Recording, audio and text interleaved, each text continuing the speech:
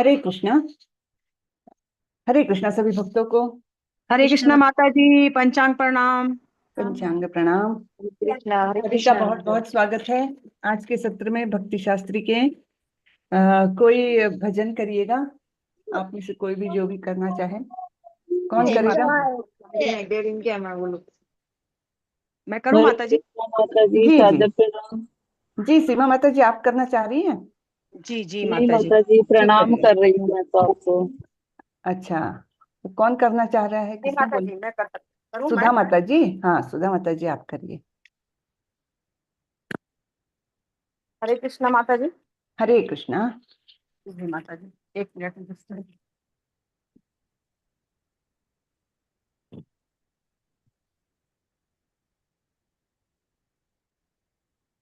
ओम नमो भगवते वासुदेवाय। ओम नमो भगवते वासुदेवाय। ओम नमो भगवते वासुदेवाय। राधा कृपा कटाक्ष। मुनीन्द्र विंद वंदिते त्रिलोक शोक हारिणि प्रसन्न वक्त्र पंकजे निकुंज भूविलासिनि ब्रजेन्द्र भानुनंदिनि ब्रजेन्द्र सोनु संगते कदा करिष्यसि मां कृपा कटाक्ष भाजनम्। अशोक वृक्ष वल्लरी वितान मंडपस्थिते प्रवाल बाल पल्लव प्रभारुणान्द्रि कोमले भरा भराभय स्फुरत्करे प्रभूत संपदालये कदा करिष्यसि मां कृपा कटाक्ष भाजनम्। अनंगरंग मंगल प्रसंग भंगुरो ब्रुव कविभ्रमं समभ्रमं दिगंतबान पातने निरन्तरं वशीकृतं प्रतीत नंद नंदने कदा करिष्यसि मां कृपा कटाक्ष भाजनम्। तडित् सुवर्ण चंपक प्रदीप्त गौर विग्रहे मुख प्रभा परास्त कोटि शारदेन्दु मंडले विचित्र चित्र संचर चकोर शावलोचने कदा करिष्यसि मां कृपा कटाक्ष भाजनम्। मदोन्मदाति यौवने प्रमोदमान मंडिते प्रियानुराग वंजिते कला विलास पंडिते अनन्य धन्य कुंज राज काम केलि कोविदे कदा करिष्यसि मां कृपा कटाक्ष भाजनम्।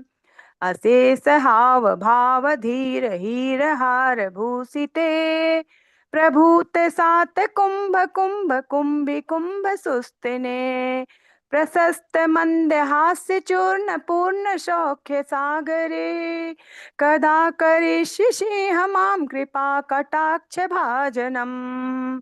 मृणाल वाल वल्लरी तरंग रंग दोलते लताग्रलास्य लोल नील लोचनावलोकने ललल्लूल मिलन मनोज्ञ मुग्ध मोहनाश्रिते कदा करिष्यसि मां कृपा कटाक्ष भाजनम्। सुवर्णमालिकाञ्चिते त्रिरेख कम्बुकण्ठगे त्रिसूत्र मंगली गुण त्रिरत्न दीप्ति धीरते सलोल नील कुंतल प्रसन्न गुच्छ गुंफिते कदा करिष्यसि मां कृपा कटाक्ष भाजनम्। नितंब बिंब लंब माल पुष्प मेखला गुण प्रशस्त रत्न किंकनी कलाप मध्य मंजुले करींद्र सुंड दंडिका वरोह शोभगो गृके कदा करिष्यसि मां कृपा कटाक्ष भाजनम्।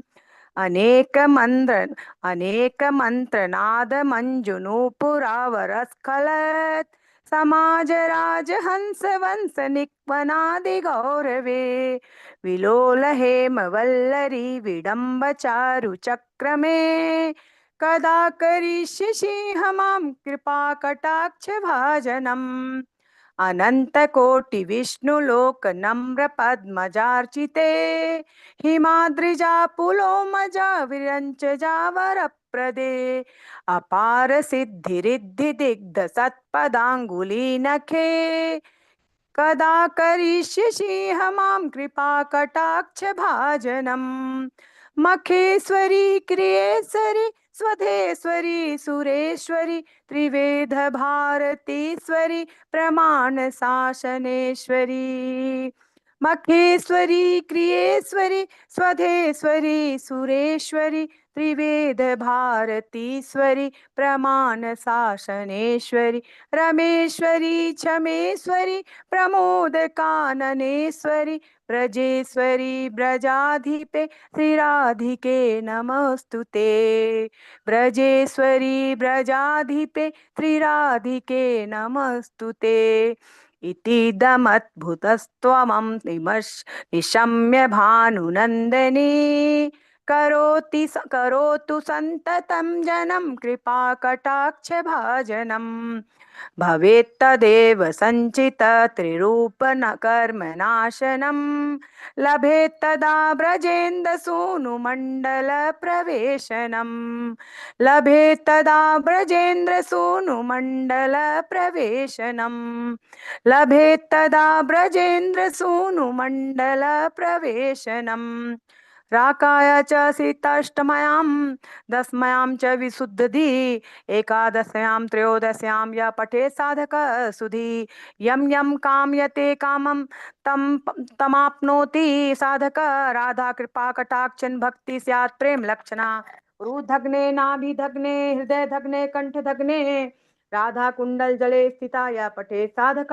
सतम तस्य सर्वात् सिद्धि स्याद् वाक् सामर्थ्य तथा लभेत् ऐश्वर्य च लभते साक्षात् सा पश्यति राधिकाम् तेन स तक्षणा देव तुष्टा दत्ते महावरम येन पश्यति नेत्राभ्याम तत्प्रियस्याम सुंदरम नित्यलीला प्रवेशम च ददाति श्री व्रजाधिप अतः परतरम प्राश्य वैष्णवस्य न विद्यते इति श्रीमद्ध्रुवा मन्याये श्रीराधिकाय कृपा कटाक्ष स्तोत्रम संपूर्णम।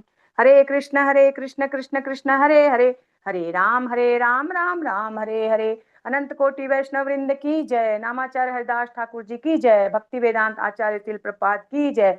प्रेम से कहो श्री कृष्ण चैतन्य प्रभु नित्यानंदा की जय। अद्वैत गदाधर श्रीवास आदि गौर भक्त वृंद की जय। श्री श्री राधा कृष्ण गोप गोपीनाथ श्यामा कुंड राधा कुंड गिरी गोवर्धन की जय।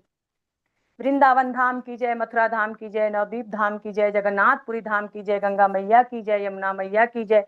तुलसी देवी की जय। भक्ति देवी की जय। संकीर्तन यज्ञ की जय। बृहद मृदंग की जय। संवेद भक्त वृंद की जय। श्री श्री गुरु गौरांग की जय। गौरा प्रेमानंदे हरि हरि बोल। सभी भक्त वृंद की जय। सभी को पंचांग प्रणाम। हरि बोल। हरे कृष्णा हरि बोल। बहुत सुंदर हरे माता जी। कृष्ण। बहुत हरे सुंदर। बोल माता जी। हरे कृष्ण माता बहुत। जी। हरे कृष्ण हरे कृष्ण।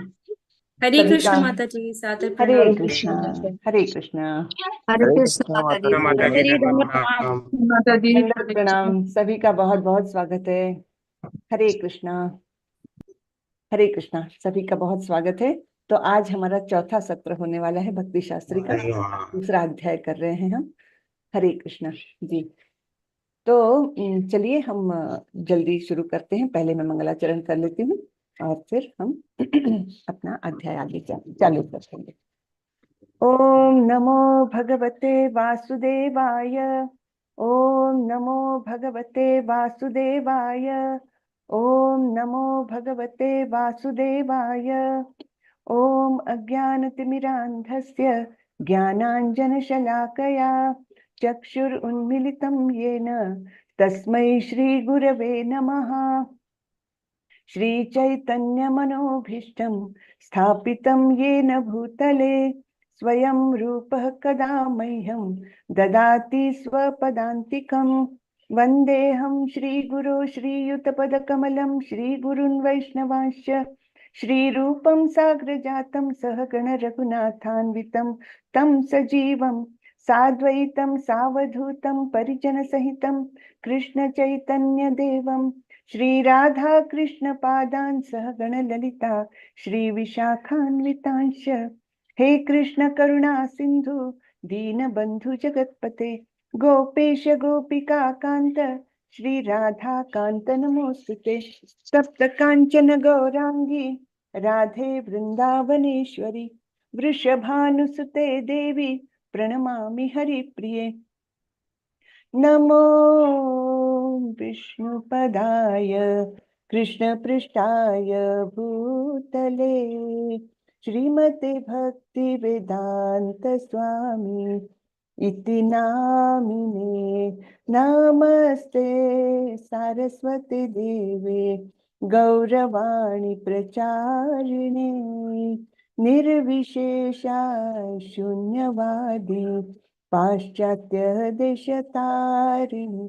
जय श्री कृष्ण चैतन्य प्रभो नित्यानंदा श्री अद्वैत गदाधर श्रीवासादि गौर भक्त वृंदा। हरे कृष्णा कृष्णा कृष्णा हरे हरे हरे रामा राम राम हरे हरे हरे कृष्णा कृष्णा कृष्णा हरे हरे हरे रामा राम राम हरे हरे। हरे कृष्णा सभी को। हरे कृष्णा सभी का हरे बहुत कृष्णा। बहुत दंडवत प्रणाम। दंडवत प्रणाम प्रभु। माता जी हरे कृष्णा सादर माता जी, प्रणाम माता दंडवत जी। प्रणाम। हरे कृष्ण दंडवत प्रणाम। प्रणाम। कृष्ण माता जी, सादर प्रणाम। हरे कृष्णा माता जी दंडवत प्रणाम। दंडवत प्रणाम। हरे तो कृष्ण पिछले माता जी, दंडवत प्रणाम। माता जी। दंडवत प्रणाम सभी को। दंडवत प्रणाम सभी का स्वागत है, बहुत बहुत स्वागत है। तो पिछले सत्र में हमने क्या देखा था कि पहले अध्याय में जब अर्जुन ने बिल्कुल निराशा में वो डूब चुके थे, उन्होंने अपना धनुष बाण रख दिया था और फिर दूसरे अध्याय की शुरुआत में वो अपने आप को जस्टिफाई कर रहे हैं, है ना। तो कि क्यों मैं ये नहीं करना चाह रहा हूँ, है ना, युद्ध नहीं करना चाह रहा हूँ, क्यों, ये जस्टिफाई करने की कोशिश कर रहे हैं। लेकिन फिर उनको महसूस होता है कि मैं बिल्कुल डिसीजन लेने के काबिल नहीं हूँ, है ना, कि मैं निर्णय नहीं कर पा रहा हूँ कि मेरे लिए योग्य क्या है और योग्य क्या नहीं है। और इसलिए फिर उन्होंने 7वें श्लोक में भगवान की शरण ग्रहण कर ली। क्या बोला? कार्पण्य दोषोपहत स्वभावात् पृच्छामि त्वां धर्म सम्मूढ़ चेतः यत् श्रेयस्यान्निश्चितं ब्रूहि तन्मे शिष्यस्तेहं शाधिमान् त्वां प्रपन्नम। तो मैं आपका शिष्य हूँ, है ना, तो मेरे लिए श्रेयस्कर क्या है वो अब आप मुझे बताएं। ये अर्जुन ने उनको शरण जा करके बोला कि मैं आपका शिष्य, मैं आपकी शरण में आया हूँ, है ना। क्यों? क्योंकि कार्पण्य दोष मुझ में उत्पन्न हो गया है। कार्पण्य दोष यानी कंजूसी का दोष। तो कंजूसी किस बात की? कि उसके पास इतना अमूल्य मनुष्य जीवन मिला हुआ है जिसका उद्देश्य बहुत उच्च होना चाहिए, लेकिन ये कार्पण्य दोष के कारण वो अपने जीवन का मूल्य वो योग्य तरीके से नहीं कर पा रहे हैं और इस प्रकार से वो कंजूस बन गए हैं। जैसे किसी धनवान के पास बहुत सारा धन है लेकिन वो बहुत ही गरीबी में दिन निकाल रहा है। हाँ, जैसे किसी के पास सोने की ईंट रखी है और वो उसको पेपर वेट के समान इस्तेमाल कर रही है। यही उदाहरण दिया है प्रभुपाद जी ने एक जगह पर, है ना, कि कार्पण्य किसको कहा है, कंजूस किसको कहा है? जो अपने जीवन का मूल्य ही नहीं समझता। तो इस दोष से अर्जुन ग्रसित हो गए और उन्होंने फिर कृष्ण की शरण ले ली। ठीक है, अब हम आगे बढ़ते हैं। 12वें श्लोक से हम आगे ये करेंगे। मैं शेयर करती हूँ और फिर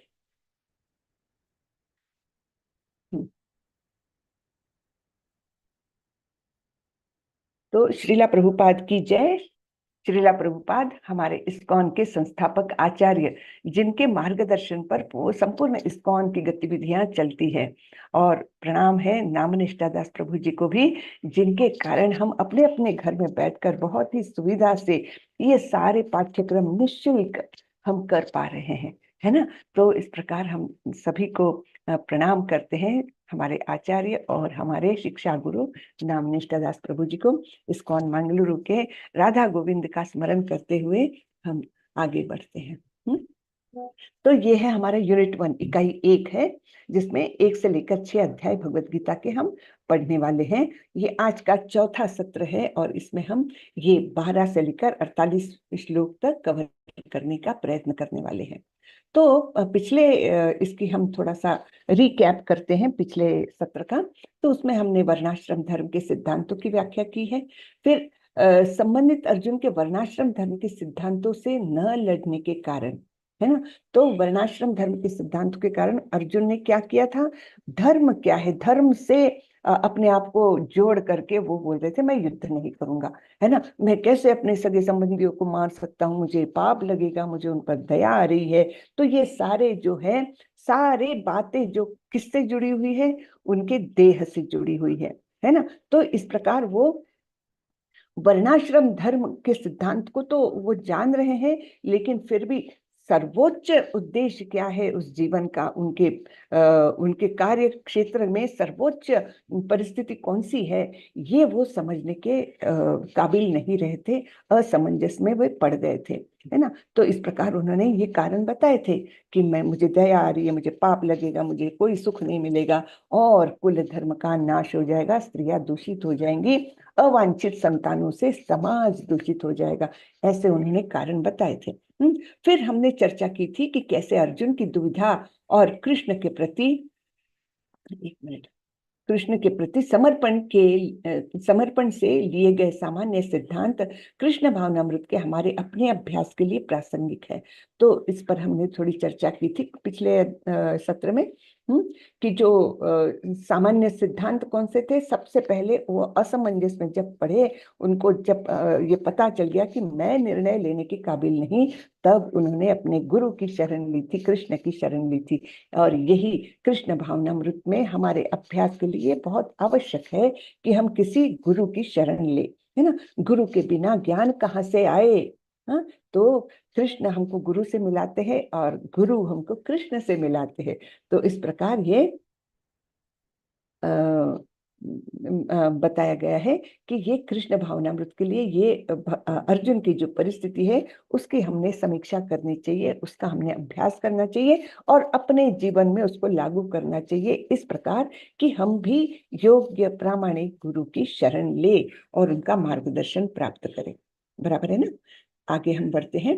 तो धर्म सम्मूढ़ किस प्रकार हो गए थे अर्जुन, उनके मन में करुणा जाग गई थी कि मैं इन सभी लोगों को मार दूंगा, बेचारे मेरे हाथों मारे जाएंगे, है ना। लेकिन ये करुणा कैसी थी, गलत स्थान पर थी। फिर कोई आनंद नहीं आएगा, फिर पाप की प्रतिक्रिया, है ना। उनको लगा कि मैं इनको मार करके कुछ भी मैं सुखोपभोग कर लूं, तब भी मुझे कोई आनंद नहीं आएगा और पाप लगेगा, है ना, कि इन लोगों को मारूंगा तो मैं पाप का भागीदार बन जाऊंगा, पाप लग जाएगा मुझे और फिर राजवंश का विनाश हो जाएगा।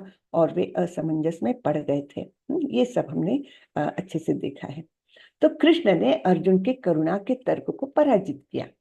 अब ये हम देखते हैं। अब कृष्ण के उपदेश चालू हो जाते हैं, है ना। ये 5 उनकी समस्याएं दिख रही है और इसके समाधान अब कृष्ण उनको बताने वाले हैं। अब कृष्ण ने अपना रोल बदल लिया और वे गुरु के रोल में आ गए हैं, ठीक है ना। अभी तक तो वो नहीं थे, अभी तक तो मित्र के समान ही बोल रहे थे। उन्होंने क्या बोला था कि अरे ये सारे कलमश तुम में कैसे आए, ये तुम्हारे जैसे व्यक्ति के लिए शोभा नहीं देता, है ना। ये बोला था, थोड़ी सी हंसी मजाक की थी कि ऐसे कैसे विचार तुम्हारे मन में आए। तो हम जैसे प्रैक्टिकली एक उदाहरण देख सकते कि बहुत एक होशियार विद्यार्थी है, आईआईटी के लिए अपीयर हो रहा है और श्योर शॉर्ट सबको मालूम है कि ये इतना होशियार है कि ये तो आईआईटी पहले ही अटेम्प्ट में बहुत अच्छे नंबर से पास कर लेगा। तो ऐसे सबको विश्वास है। और ऐसा विद्यार्थी अगर परीक्षा हॉल में जाए, सब कुछ बिल्कुल सेट है और अभी बस पेपर मिलने ही वाला है, क्वेश्चन पेपर, और ये विद्यार्थी बोलता है मैं परीक्षा नहीं दूंगा, तो सबको कैसे आश्चर्य होगा। बस वैसा ही आश्चर्य कृष्ण ने भी व्यक्त किया था, बराबर है ना। तो अब हम आगे बढ़ते हैं। अब अर्जुन को ज्ञान देने वाले हैं कृष्ण। क्या बोलते हैं, न त्वेवाहं जातु नासं न त्वं नेमे जनाधिपः न चैव न भविष्यामः सर्वे वयमतः परम् तो इसमें कृष्ण अर्जुन को बताते हैं, अरे तुमको ये ज्ञात होना चाहिए कि ऐसा कभी समय नहीं था कि मैं न रहा हूं, तुम न रहे हो, और ये सारे जनाधिप यानी राजा लोग न रहे हो, ऐसा कभी समय नहीं था, ना ही ऐसा कभी समय आएगा। तो सभी लोग जो है शाश्वत है, ये बताया। यानी केवल देह को मारने से तुम उनको नहीं मारने वाले हो। तो आइडेंटिटी क्या है हमारी? हमारी आइडेंटिटी है हम आत्मा है, ना कि ये शरीर।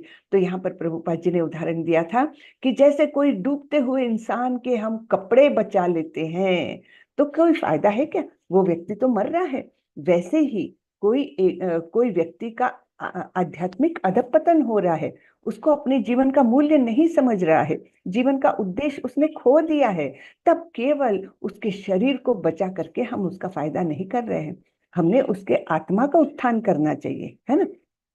तो यहाँ पर वही बताया गया है कि इस प्रकार ये करुणा जो है वो गलत स्थान पर तुम लगा रहे हो। फिर आगे ये बहुत ही सुंदर श्लोक आता है, देहिनोस्मिन् यथा देहे कौमारम यौवनम जरा तथा देहांतर प्राप्तिर धीरस्तत्र न मुह्यति। तो क्या बोला है कि देहिनो अस्मिन् यथा देहे। हाँ, तो जैसे कोई व्यक्ति जो आत्मा है उसने क्या किया हुआ है, इस देह को परिधान किया हुआ है, और देह के अंदर रहने वाले देही ने इस देह को परिधान जैसे किया हुआ है, और इस देह में चेंजेस आते हैं, देह में बदलाव आते हैं। वो बचपन में एकदम छोटा सा रहता है, फिर कुमार अवस्था में आता है, यौवन अवस्था में आता है, फिर वृद्धावस्था में भी आता है। हाँ, और वृद्धावस्था के बाद क्या होता है, वो अपने देह का त्याग कर देता है। लेकिन धीर व्यक्ति इससे मोहित नहीं होता।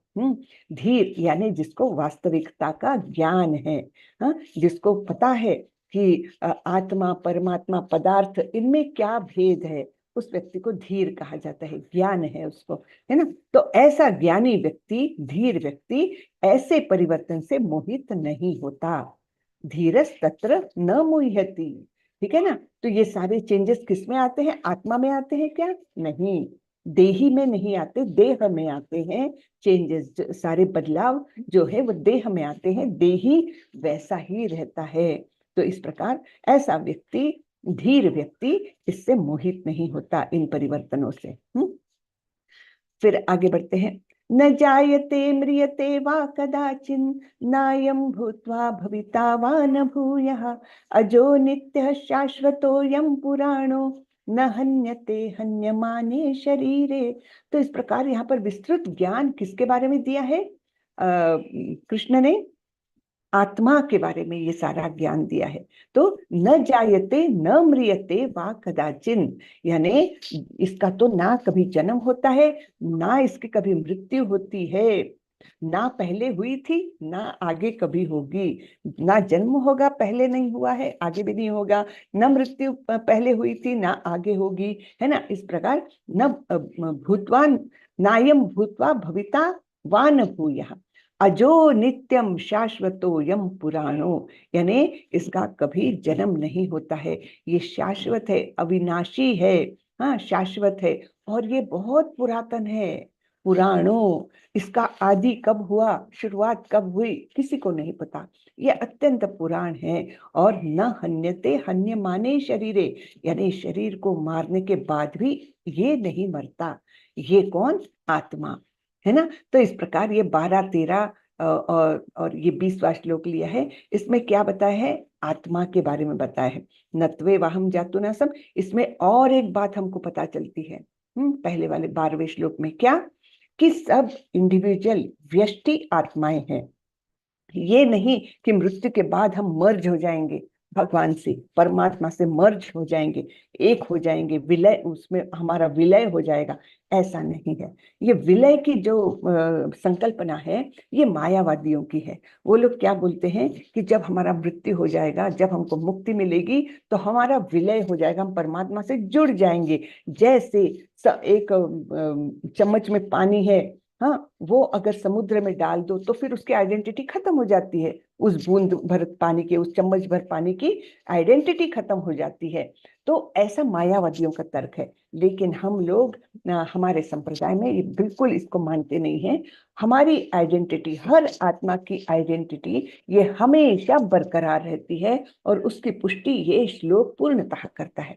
क्या है? यानी हम जैसे अगर हम समुद्र में चले गए तो हमारी आइडेंटिटी वैसे ही रहेगी जैसे समुद्र में मछलियां होती है ना। वो मछली की आइडेंटिटी रहती ही है ना, चाहे वो समुद्र के पानी में घुल जाए, नदी के पानी से समुद्र के पानी में भी चली जाए, तब भी उसकी अपनी पहचान बनी रहती है। वैसे ही हर आत्मा जो है, व्यष्टि आत्मा, चाहे कुछ भी हो जाए, उसकी अपनी पहचान बनी रहती है। तो वो इंडिविजुअलिटी जो है वो यहाँ पर हमको पता चलती है ना। आत्मा कभी मर्ज नहीं होती, उसकी आइडेंटिटी बनी रहती है। तो मायावादियों के तर्क को यहाँ पर भगवान स्वयं इसको परास्त कर रहे हैं। और ये तो बहुत सुंदर श्लोक है ही। इसमें हम देखते हैं कि देह में बदलाव आते हैं, देही में नहीं। और ये बदलाव के बारे में, इस सारे प्रोसेस के बारे में धीर व्यक्ति जानता है। हाँ, इसलिए वो कभी मोहित नहीं होता, कभी दुख के मारे परेशान नहीं होता, कभी बहुत अति खुशी के मारे वो नहीं होता, एकदम कूदने नहीं लगता है ना, कभी मोहित नहीं होता। कुछ भी चेंजेस हो जाए, किसी का जन्म हो जाए, किसी का मृत्यु हो जाए, वो जानता है कि ये तो प्रोसेस है जो भौतिक जगत में होती ही रहती है। जन्म, जन्म के बाद मृत्यु, मृत्यु होना ही है, और मृत्यु के बाद फिर से जन्म, है ना। तो एक श्लोक ऐसा भी आता है कि जातस्य ही ध्रुवो मृत्यु ध्रुवम जन्म मृतस्य च तस्माद अपरिहार्यर्थे न त्वं शोचितुम अर्हसि। अर्जुन को क्या बोल रहे हैं कृष्ण? जातस्य ही ध्रुवो मृत्यु, जिसका जन्म हुआ है उसकी मृत्यु निश्चित है। हाँ, और वैसे ही जिसकी मृत्यु हुई है उसका जन्म भी निश्चित है।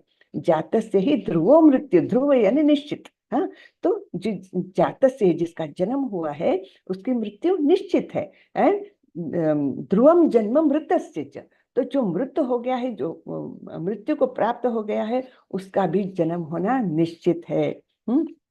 तो इस प्रकार से भगवान बहुत तरीके से ज्ञान दे रहे हैं अर्जुन को कि तुम अपनी आइडेंटिटी गलत समझ रहे हो। जब कोई बिल्डिंग का बेस जो है, नींव जो है, वो ही अगर गलत बनी हो तो उसके ऊपर क्या कोई इमारत ठीक से बन सकती है? क्या वो परमानेंटली खड़ी रह सकती है अच्छे से? उसका मतलब जो स्पैन है वो इमारत का, क्या वो लंबा हो सकता है? नहीं, क्योंकि नींव में ही अगर दोष है तो फिर आगे का सारा जो बातें हैं वो कमजोरी रहेगी। वैसे ही अर्जुन का यहाँ पर क्या हो रहा है, उसकी बेसिक पहली आइडेंटिफिकेशन, जो अपनी पहचान है, वही अर्जुन गलत कर रहा है। वो अपने आप को देह मान रहा है, इसलिए उसके ऊपर बेस्ड, उसके ऊपर आधारित जितने भी उसके तर्क है अर्जुन के, वो गलत हो रहे हैं, है ना। तो ये यहाँ पर हमको समझ रहा है। कृष्ण ने अर्जुन के करुणा के तर्क को पराजित किया। तो वो जो हमने इसके पहले भी पिक्चर देखा था कि एक डूबते हुए आदमी का केवल कोट बचाया, बड़ा कीमती कोट है इसलिए मैंने उस कोट को बचा लिया, आदमी को मरने दिया। ये कोई योग्य होगी क्या बात? नहीं। वैसे ही चाहे वो कोई भी हो, चाहे वो भीष्म पितामह हो, चाहे वो द्रोणाचार्य हो, उनका जो कोट है वो तो बहुत कीमती है, लेकिन क्या उनके आध्यात्मिक उन्नति के को ज्यादा महत्व देना चाहिए कि उनके देह को ज्यादा महत्व देना चाहिए, है ना। तो कृष्ण यही तर्क करते हैं कि उनका, अगर इस युद्ध में द्रोणाचार्य और भीष्म पितामह इत्यादि लोग अगर मारे जाते हैं तो क्या होगा? ये लोग तो पुण्यवान पुरुष है ना, भीष्म पितामह, द्रोणाचार्य, तो उनको देवताओं का सा शरीर मिलेगा, नया शरीर मिलेगा, और उनकी आध्यात्मिक उन्नति में वो सहारा बनेगा। लेकिन अभी का उनका जीवन जो है, दुर्योधन से जुड़े होने के कारण वो अपना कर्तव्य भूल गए हैं, अपना योग्य मार्ग भूल गए हैं, इसलिए उनको इस युद्ध में उनको मारना आवश्यक हो जाता है ना। ये इस प्रकार से अर्जुन को समझा रहे हैं कृष्ण। और उस आत्मा के साथ देह का क्या रिश्ता है, ये और यहाँ पर एक्सप्लेन करते हैं। वासांसि जीर्णानि यथा विहाय नवानि गृह्णाति नरो पराणि तथा शरीराणि विहाय जीर्णान् अन्यानि संयाति नवानि देहि। तो जिस प्रकार हम पुराने वस्त्र निकाल देते हैं, छोड़ देते हैं और नए वस्त्र परिधान करते हैं, वैसा ही शरीर क्या करता है, वैसा ही देही क्या करता है, अर्थात आत्मा क्या करती है, पुराने शरीर को निकाल फेंकती है और नया शरीर धारण करती है। हाँ, अन्यानि संयाति नवानि देहि, नया देह धारण करती है। अब नया देह कौन से बेसिस पर मिलता है व्यक्ति को, आत्मा को? दो उसके पीछे वो होते हैं, दो कारणों से वो नया शरीर किस प्रकार उसको प्राप्त होगा ये तय होता है। तो कौन से दो कारण है? एक तो उसके कर्म और दूसरे उसकी इच्छाएं। तो जैसे हम कोई कपड़ा लेने मार्केट में गए तो सबसे पहले तो हमारे पास पैसे कितने हैं, है ना, और फिर हम किस प्रकार का वस्त्र चाहते हैं, कपड़ा लेना चाहते हैं। तो दो बातों पर हम जो कुछ सिलेक्ट करेंगे, जो कुछ खरीदेंगे वो डिपेंड करता है। अगर हमारे पास कम पैसे हैं तो हम महंगा कपड़ा नहीं ले सकते। वैसे ही अगर हमारे पास पुण्य का संचय कम है तो हम अच्छा शरीर नहीं प्राप्त कर सकते, है ना। लेकिन अगर हमारे पास पैसा है लेकिन हम फिर भी इच्छा रखते हैं कि नहीं मैं सस्ता कपड़ा खरीदूं, खरीद सकते हैं। वैसे ही अगर हमारा पुण्य संचय भी है अच्छा, लेकिन हमारी कुछ सुप्त इच्छाएं हैं जो निम्न स्तर की है ना। कभी कभी हम देखते हैं ना, बहुत अच्छे, बाकी उस व्यक्ति के सब व्यवहार सब अच्छा है, पुण्यवान है, दान किया है, सब पुण्य संचय है उसका, लेकिन मन में सुप्त इच्छाएं बहुत निम्न श्रेणी की होती है। हाँ, जैसे कामी इच्छाएं, उसके अतृप्त कामी इच्छाएं उसकी बहुत रहती, समाज को पता भी नहीं चलता, लेकिन उसके अंदर वो इच्छाएं बड़ी दबी रहती और वो इच्छा पूर्ति की कभी न कभी उसकी वो रहती है, आकांक्षाएं रहती है। तब फिर क्या करता है भगवान? ठीक है भाई, तुम्हारे पास पैसे हैं लेकिन तुम सस्ता कपड़ा खरीदना चाह रहे हो, खरीद लो। तब फिर हमको निम्न श्रेणी का योनि भी मिल सकती, क्योंकि हमारी इच्छाएं निम्न श्रेणी की है, यद्यपि हमारा संचय है पुण्य का, है ना। तो ये हम इस उदाहरण के साथ हम समझ सकते हैं कि हमारे कर्म जो हमको पुण्य या पापों का संचय के रूप में हमको कर्म फल देते हैं वो, और दूसरे हमारी इच्छाएं, ये दोनों तय करती है कि हमको अगली योनि कौन सी मिलेगी, हमको अगला शरीर कैसा मिलेगा, ये तय होता है। बराबर है ना। फिर अब आगे भगवान अर्जुन को बताते हैं आत्मा के कैरेक्टरिस्टिक्स, यानी आत्मा की विशेषताएं कैसी होती है। आत्मा आत्मा है, हमारा स्वरूप, ओरिजिनल स्वरूप जो है, नित्य स्वरूप जो है वो आत्मा रूप में है, ये तो बता दिया। लेकिन आत्मा होती कैसी है, क्या होता है उसके साथ, है ना, क्या क्या कर सकती है। तो यहाँ पर हम देखते हैं, नैनम छिन्दन्ति शस्त्राणि नैनम दहति पावकः न चैनम क्लेदयन्त्यापो न शोषयति मारुतः। अब बता रहे हैं अर्जुन को कि इसको ना किसी शस्त्र के द्वारा मारा जा सकता है आत्मा को, हाँ, फिर ना तो किसी अग्नि के द्वारा जलाया जा सकता है, ना वायु द्वारा सुखाया जा सकता है, और ना पानी द्वारा भिगाया जा सकता है। यानी क्या कि ये पंच महाभूत जो है, हाँ, जो भौतिक जगत के फैक्टर्स हैं। हरे कृष्णा, कृपया म्यूट रखे। तो ये जो पंच महाभूत है ये आत्मा पर प्रभाव नहीं डाल सकते। तो ना अग्नि जला सकती, ना पानी भिगो सकती है, ना वायु सुखा सकती है, और ना कोई शस्त्र उसको काट सकता है। तो ऐसा है आत्मा का स्वरूप। यानी क्या, ये अविनाशी है, इसका नाश करने का कोई भी भौतिक साधन हो ही नहीं सकता। फिर ये मैंने श्लोक बताया था थोड़ी देर पहले, जातस्य हि ध्रुवो मृत्यु ध्रुवम जन्म मृतस्य च तस्माद् अपरिहार्यर्थे न त्वं शोचितुमर्हसि। तो ये बताया था कि जिसका जन्म हुआ है उसका मृत्यु निश्चित है, और जिसकी मृत्यु हो गई है उसका जन्म निश्चित है। तो इसलिए ये सब अपरिहार्य है, यानी ये होना ही है, निश्चित होना ही है। तो फिर जो निश्चित होना ही है उसके बारे में तुम शोक क्यों करते हो, है ना। ये शोक करना तो योग्य नहीं है। शोचितुम अर्हसि न त्वं शोचितुम अर्हसि, है ना।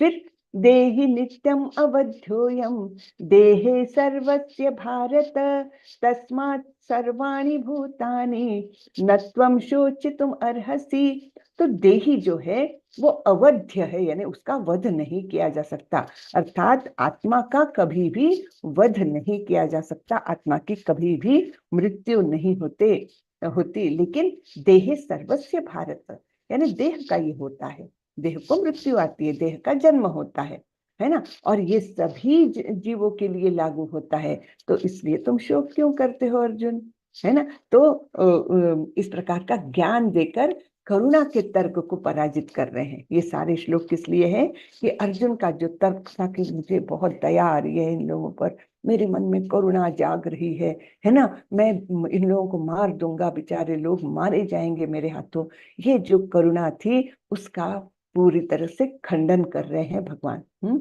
एक तो ये उदाहरण बहुत ही सुंदर है प्रभुपाद जी ने दिया हुआ कि ये करुणा इस प्रकार से गलत स्थान पर दी जा रही है जैसे किसी डूबते हुए व्यक्ति का कोट बचाना। फिर आगे बढ़ते हैं। कृष्ण ने अर्जुन के आनंद एवं पापपूर्ण प्रतिक्रियाओं के तर्क को पराजित किया। अब दूसरा पॉइंट ले रहे हैं भगवान। कौन सा? अर्जुन ने क्या बोला था कि मुझे कोई आनंद ही नहीं आएगा। कौन सा आनंद मिलेगा अगर मैंने इन लोगों को मार करके तीनों लोगों का राज्य भी जीत लिया, तब भी मुझे आनंद नहीं आएगा। तो अकेले पृथ्वी का राज्य पा करके मैं कौन सी खुशी मनाऊंगा, है ना। तो उसको अभी भगवान कैसे पराजित कर रहे हैं? कर्म कांड के माध्यम से अलग अलग तर्क देकर भगवान अर्जुन के सारे शंकाओं का निरसन कर रहे हैं। तो कर्म कांड का वो लेकर भगवान उसके तर्क को, जो कोई आनंद नहीं है, उसको अभी परास्त करेंगे। स्वधर्ममपि चावेक्ष न विकम्पितुम अर्हसि धर्माधियुद्धा श्रेयोन्यत् क्षत्रियस्य न विद्यते। तो बोल रहे हैं क्षत्रिय होने के नाते अपने विशिष्ट धर्म का विचार करते हुए तुम्हें जानना चाहिए कि धर्म के लिए युद्ध करने से बढ़कर तुम्हारे लिए अन्य कोई कार्य नहीं है, अतः तुम्हें संकोच करने की कोई आवश्यकता नहीं है। तो यहाँ पर उसको याद दिला रहे हैं कि तुम क्षत्रिय हो, है ना। ब्राह्मण, क्षत्रिय, वैश्य और शूद्र, ये 4 वर्ण हैं। और ये वर्ण किसने बनाए हैं?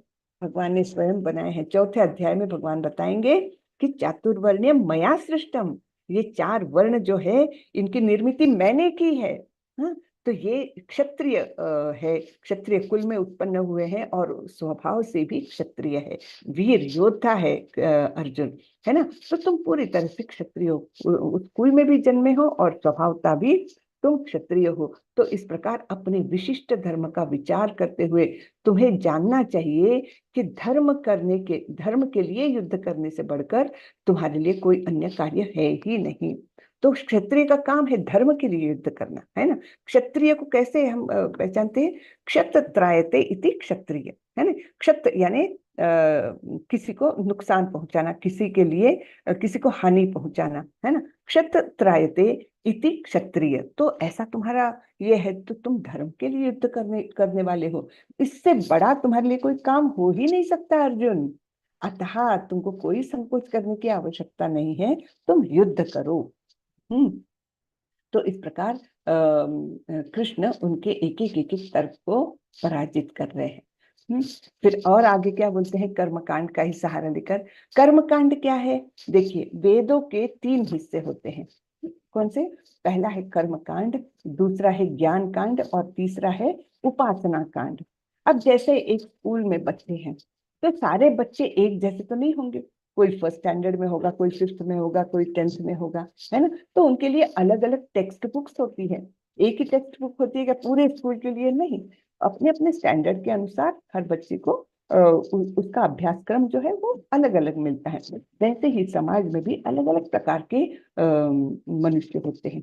तो ये मनुष्य के लिए ही हम सोचेंगे, अलग अलग लेवल के मनुष्य होते हैं।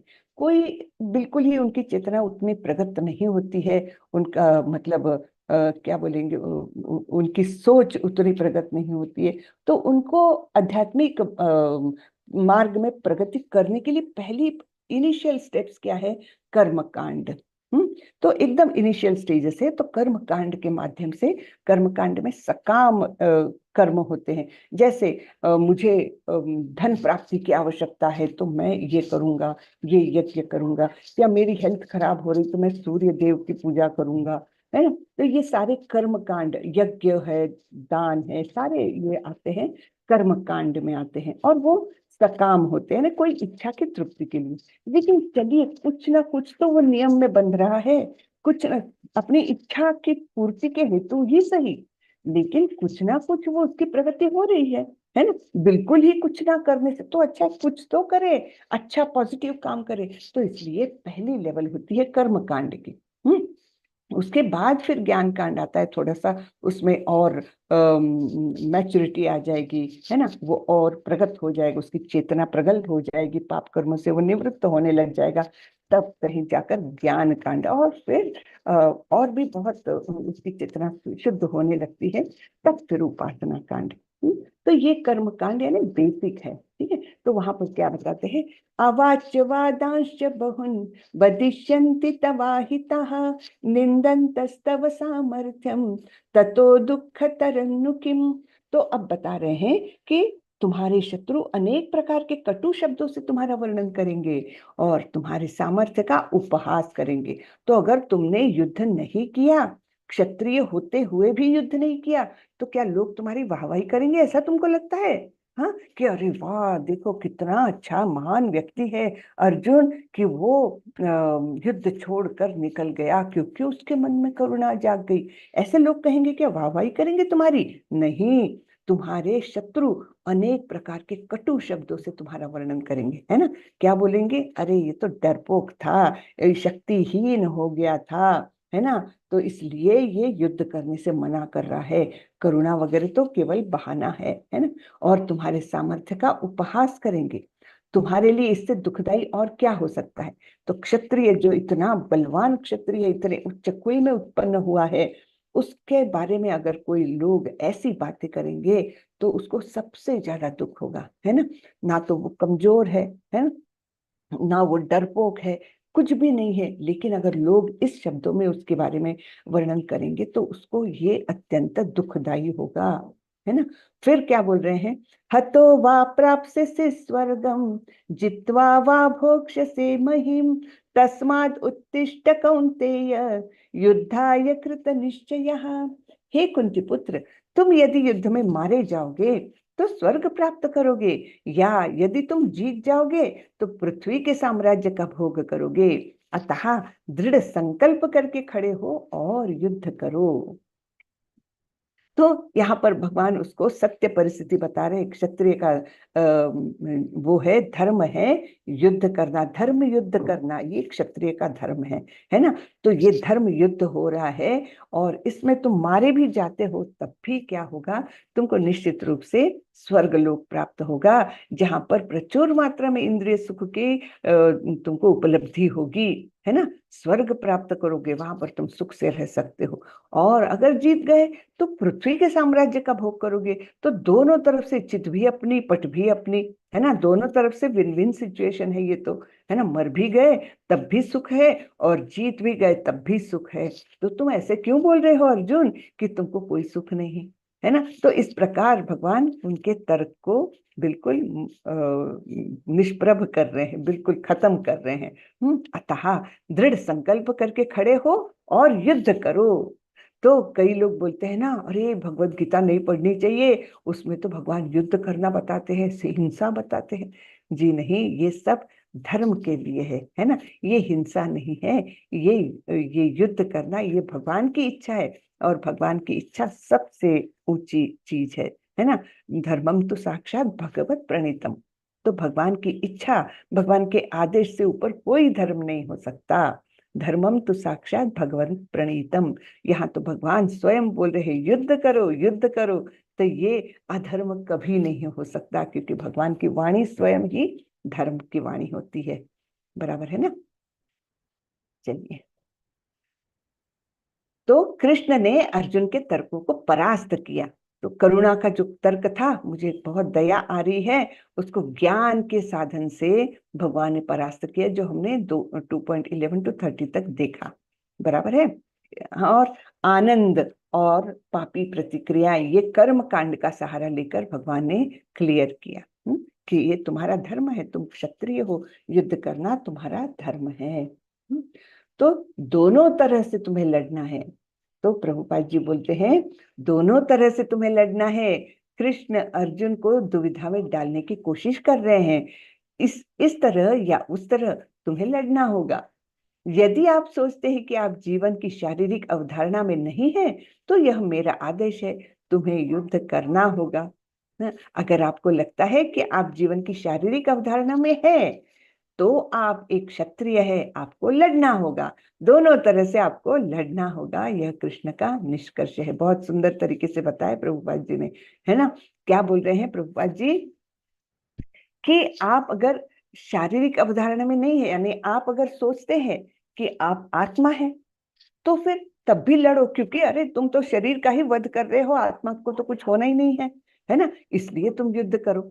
और फिर अगर तुम सोचते हो कि तुम शरीर हो, हाँ, तो फिर तुमको धर्म का पालन करना है। कौन से धर्म का? क्षत्रिय धर्म का पालन करना है, इसलिए तुमको लड़ना है। तो दोनों तरफ से अर्जुन के दोनों तरफ से ना वो करते हैं, क्या बोलते हैं, एक कुशल चेस का प्लेयर होता है ना, शतरंज का खिलाड़ी होता है ना, वो अपने अपोनेंट को कैसे दोनों तरफ से कॉर्नर करता है, बिल्कुल वैसे भगवान कृष्ण ने अर्जुन को कॉर्नर किया है। हाँ, ये भी तर्क दिया, वो भी तर्क दिया, और दोनों तर्क के अनुसार तुमको लड़ना है, बोल दिया। अब आगे बढ़ते हैं। यहाँ तक किसी को कुछ पूछना है या कुछ चर्चा करना है तो पूछ सकते हैं। 5 मिनट हम रुकते हैं। हरे कृष्णा। नहीं, चलिए जिस ठीक है। वो हैंड रेज कर सकते हैं। हरे कृष्णा। ठीक जा रहे हैं हम लोग? किसी को कोई दिक्कत नहीं? प्लीज चलिए। रिप्लाई। माता जी म्यूट तो नहीं किया? नहीं नहीं, माता मैंने। जी, हरे कृष्णा माता जी। हरे कृष्णा, चले आगे। जी माता जी। चलिए, ओके। तो अब कृष्ण कर्मकांड को कम करते हैं। तो कैसे? अब बताते। अभी तक कर्मकांड का सहारा लिया भगवान ने एक जगह पर, लेकिन अब कर्मकांड ये किस प्रकार से दुय्यम है, ये सर्वश्रेष्ठ नहीं है, इसको भी वर्णन करेंगे। कृष्ण कर्मकांड को कम करते हैं, तो बोलते हैं यामि माम पुष्पिताम वाचम प्रवदन्त्य विपश्चितः वेदवादरता पार्थ नान्यदस्तीति वादिनः कामात्मानः स्वर्गपरा जन्म कर्म फलप्रदां क्रिया विशेष बहुलां भोगेश्वर्य गतिं प्रति। अल्पज्ञानी मनुष्य वेदों के उन अलंकारिक शब्दों के प्रति अत्यधिक आसक्त रहते हैं जो स्वर्ग की प्राप्ति, अच्छे जन्म, शक्ति इत्यादि के लिए विविध सकाम कर्म करने की संस्तुति करते हैं। तो ये कर्म कांड हिस्सा जो है वेदों का, तो उसमें उनको कैसे लाभ बताए जाते हैं। अरे ये करोगे तो तुमको स्वर्ग की प्राप्ति होगी, स्वर्ग की प्राप्ति में अरे वहां तो इतने सुखपूर्ण मतलब जीवन मिलेगा तुमको, है ना।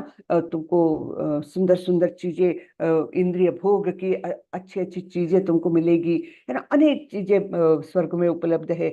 या तुमको अगला जन्म जो मिलेगा अच्छे घर में मिलेगा, धनवान परिवार में मिलेगा, या फिर शक्ति की प्राप्ति के लिए भी कुछ कुछ कर्मकांड बताए जाते हैं। तो ये सब क्या है?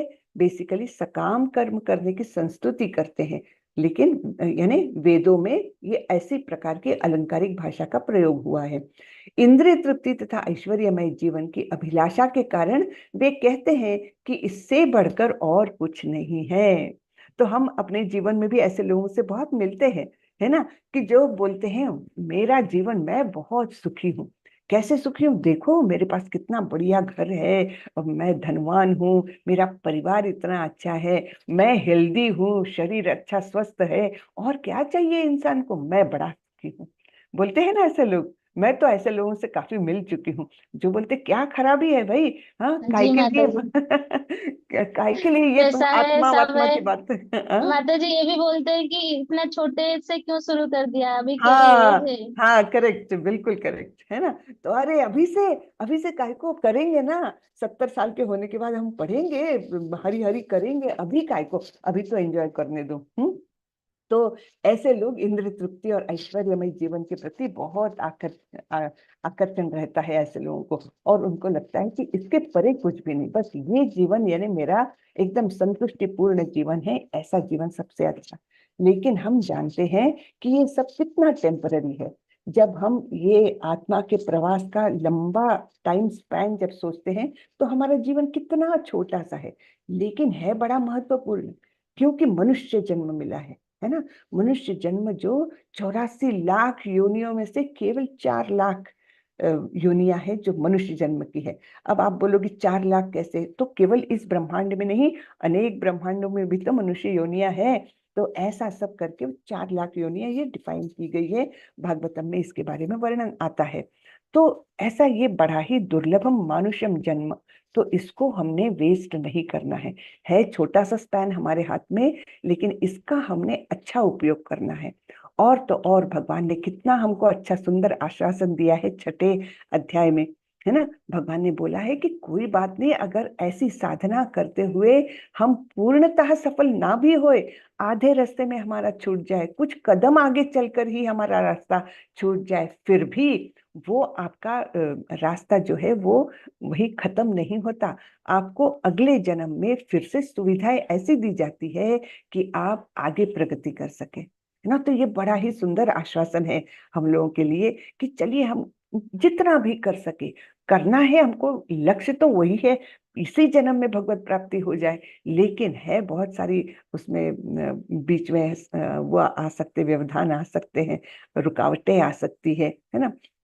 लाइफ स्पैन हमको पता नहीं, हमारे पास कितना जीवन है कुछ भी पता नहीं है, तो उसमें हमारे बाधाएं आ सकती है। लेकिन भगवान ने इतना अच्छा सुंदर आश्वासन दिया है कि उसके कारण हम एक प्रकार से ये सोच सकते हैं कि हमारा रास्ता बहुत ही अच्छा है, और हमको भगवत कृपा से ये बहुत सुंदर रास्ता मिला है, भक्ति का बीज मिला है हमको। इसकी लता को हमको अब डेवलप करना है ना। ब्रह्मांडे भ्रमिते कोनो भाग्यवान जीव, हाँ, गुरु कृष्ण प्रसादे पाए भक्ति लता बीज। तो ऐसे कुछ चुने हुए भाग्यवानों में से हम लोग भी है। तो छोटा सा बीज तो मिला है, अब इसको हमने बहुत अच्छे से खाद पानी सब देते हुए उसके आजू बाजू में जो वीड्स रहते हैं ना, अनावश्यक जो वनस्पतियां हैं, उनको उखाड़ फेंकते हुए और इस भक्ति लता बीज को का संवर्धन करते हुए जाना है सीधे गोलोक वृंदावन, है ना। बराबर है, तैयार सब लोग? जी हरी माता जी। बोल हरी बोल हरी बोल हरि माता जी। बोल, जी जी जी। तो ऐसे ऐसे लोग कहते हैं जो कर्मकांड को उच्च मानते हैं, तो वो लोग बोलते हैं कि इससे ऊंचा और कुछ भी नहीं, इससे अच्छा कुछ भी नहीं। फिर त्रैगुण्य विषया वेदा निस्त्रैगुण्यो भवार्जुन, निर्द्वंद्वो नित्य सत्वस्थो निर्योगक्षेम आत्मवान। वेदों में मुख्यतया प्रकृति के तीनों गुणों का वर्णन हुआ है।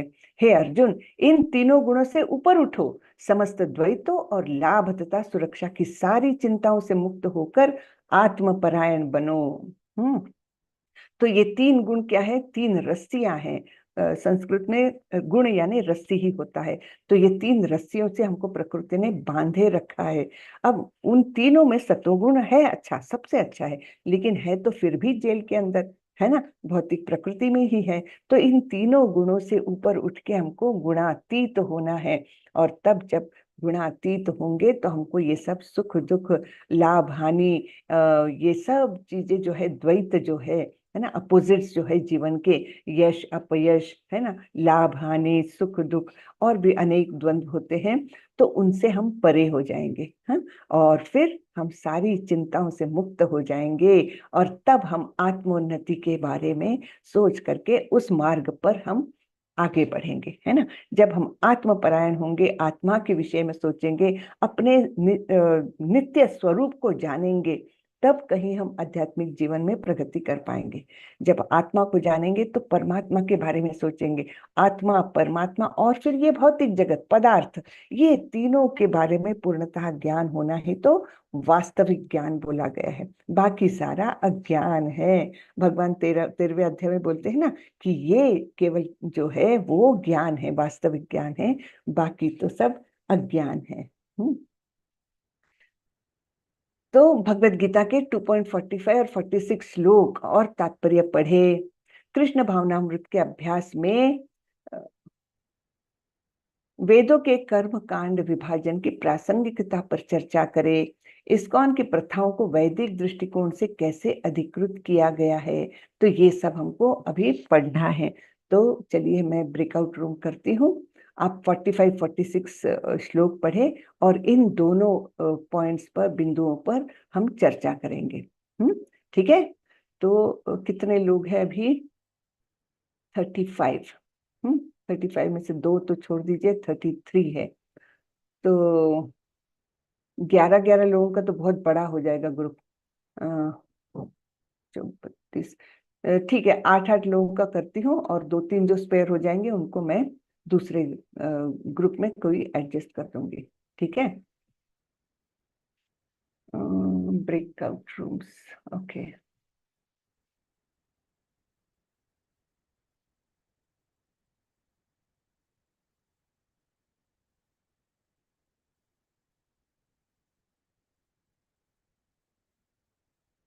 तो चलिए मैं 10 मिनट बाद फिर से ओपन करूंगी ब्रेकआउट रूम्स। हाँ, तब तक आप लोग थोड़ा चर्चा कर लीजिए और फिर आपका एक रिप्रेजेंटेटिव, हर एक ग्रुप का एक रिप्रेजेंटेटिव यहाँ पर हमको बताएंगे कि क्या चर्चा हुई उनके ग्रुप में। ठीक है। चलिए, हरे कृष्णा। हरे कृष्णा माता जी।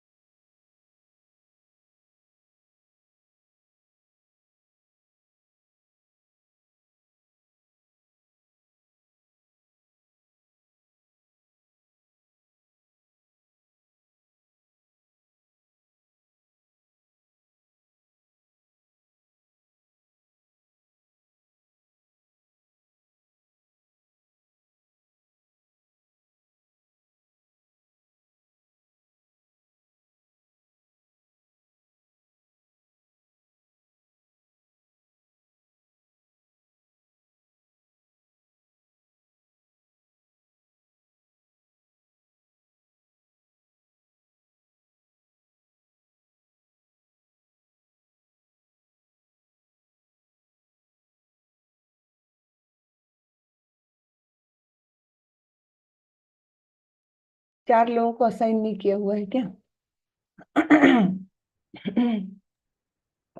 3 रह गया माता जी। हाँ 3 है, 3। हाँ, 3 है। ठीक है। इनको असाइन करती हूँ।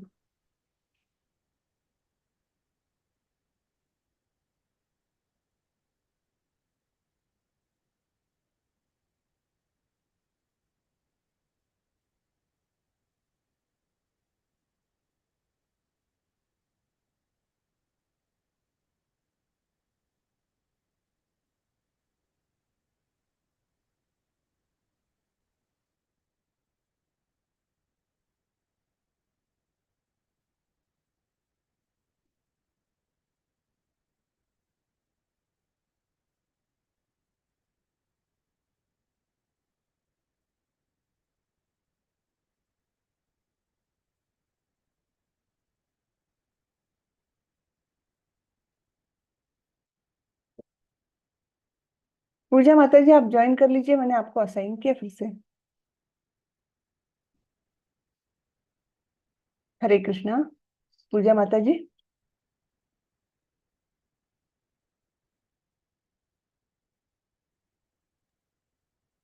हरे कृष्णा माता जी। हरे कृष्णा। पूजा माता जी। शायद वो है नहीं। हाँ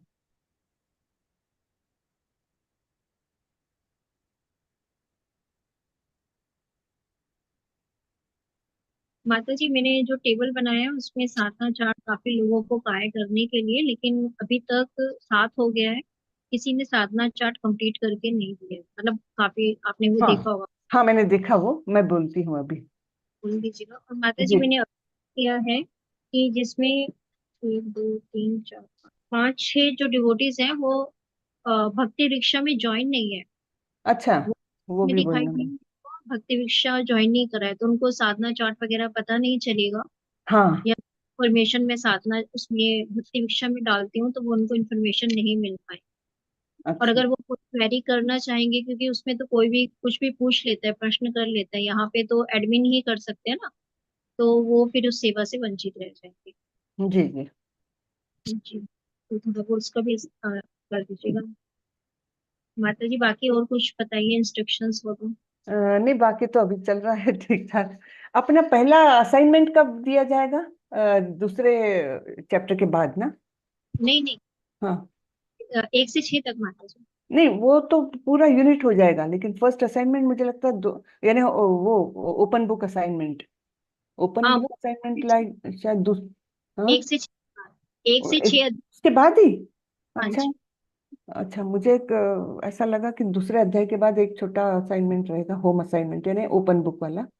नहीं, एक नहीं। से छह में जितने भी आपको जो वहाँ पे उसमें बुकलेट में जो खुली किताब में है, उसमें से या तो आप पूरा पेज का दे सकते हैं कि इसमें से किसी दो का कीजिए, या आप अपनी चॉइस से 2 या 3 4 ऐसे कुछ क्वेश्चन ले के और उसमें से दे सकते हैं कि 2 करो या 3 करो या 4। वो मतलब हर एक टीचर पे डिपेंड करता है कि वो 3 दे रहे हैं, 2 दे रहे हैं या 1 अच्छा। दे रहे हैं। मिनिमम 2 होते हैं, बाकी 3 या 4 भी हो जाते जी जी। ठीक ठीक। हैं। 1 से 6 चलिए। में के बाद ही होगा। हम्म। चलिए, और ठीक चल रहा है ना अपना क्लास?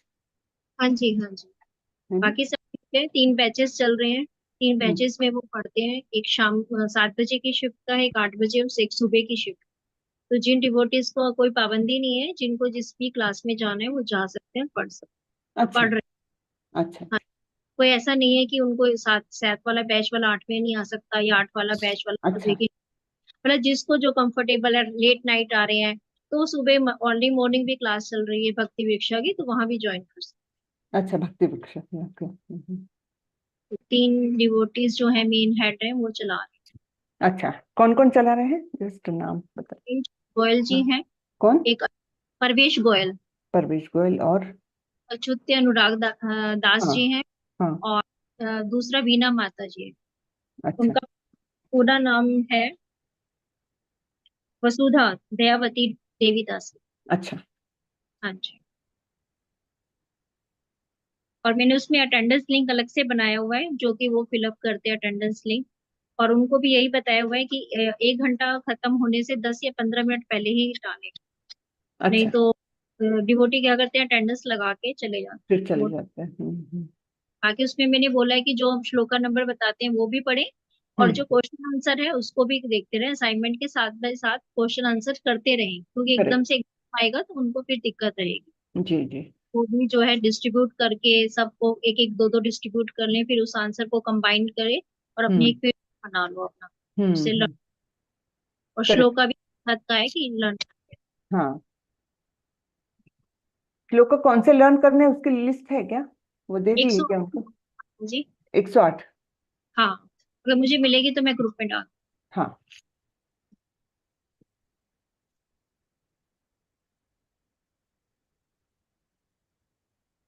आप कब से ये सेवा दे रहे हैं भक्ति शास्त्री में, एडमिन की? मुझे सेकंड बैच मिला है माता जी। एक मुझे पहले अभी अर्ली मॉर्निंग 6 o'clock का भी बैच मिला हुआ था, अभी अच्छा। वो चल रहा है। हाँ जी, उसमें तो यूनिट 3 चल रहा है उसमें। अच्छा, कौन पढ़ा रहे हैं? रितेश प्रभु जी। अच्छा जी, सुधाकर प्रभु जी पढ़ा चुके थे, फिर रितेश प्रभु जी को हर एक को अलग अलग बैच था कि भाई यूनिट 1 आप करेंगे, यूनिट 2 कोई और करेगा, बट कोई सेवा नहीं थी, तो रितेश प्रभु जी 2 बैच कर रहे हैं। मतलब यूनिट 2 भी उन्होंने संभाला, यूनिट 3 भी वही संभाल रहे हैं, 4 में हो सकता है कोई और।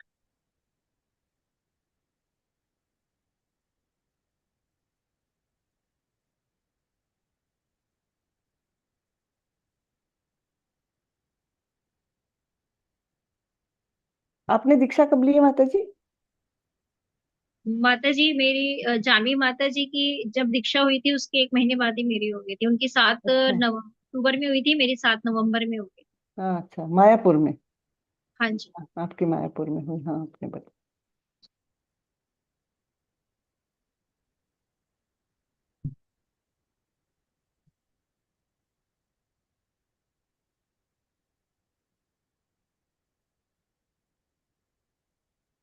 माता जी आप आ रहे हैं उसमें अगस्त में,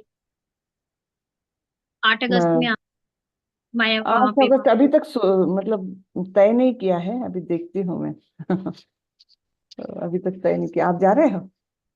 हाँ सोच तो रहे हैं लेकिन अभी हाँ, फाइनल नहीं।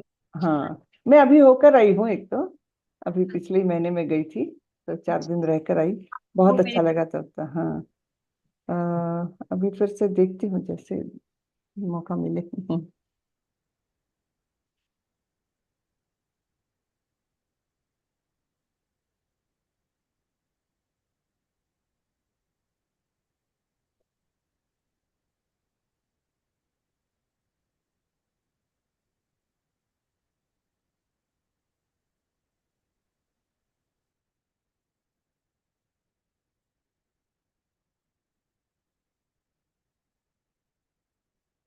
पूजा सेठ माता जी गई नहीं है अभी। हम्म।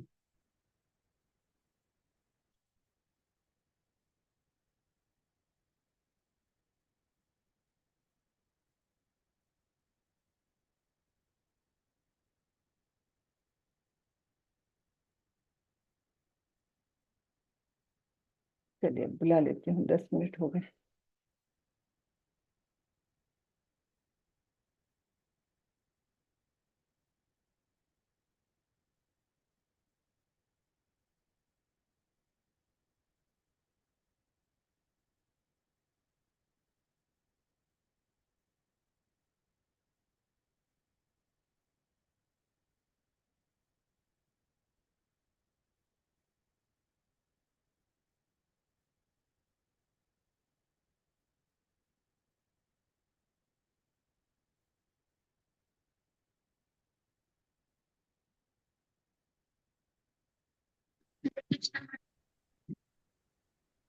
हरे कृष्णा।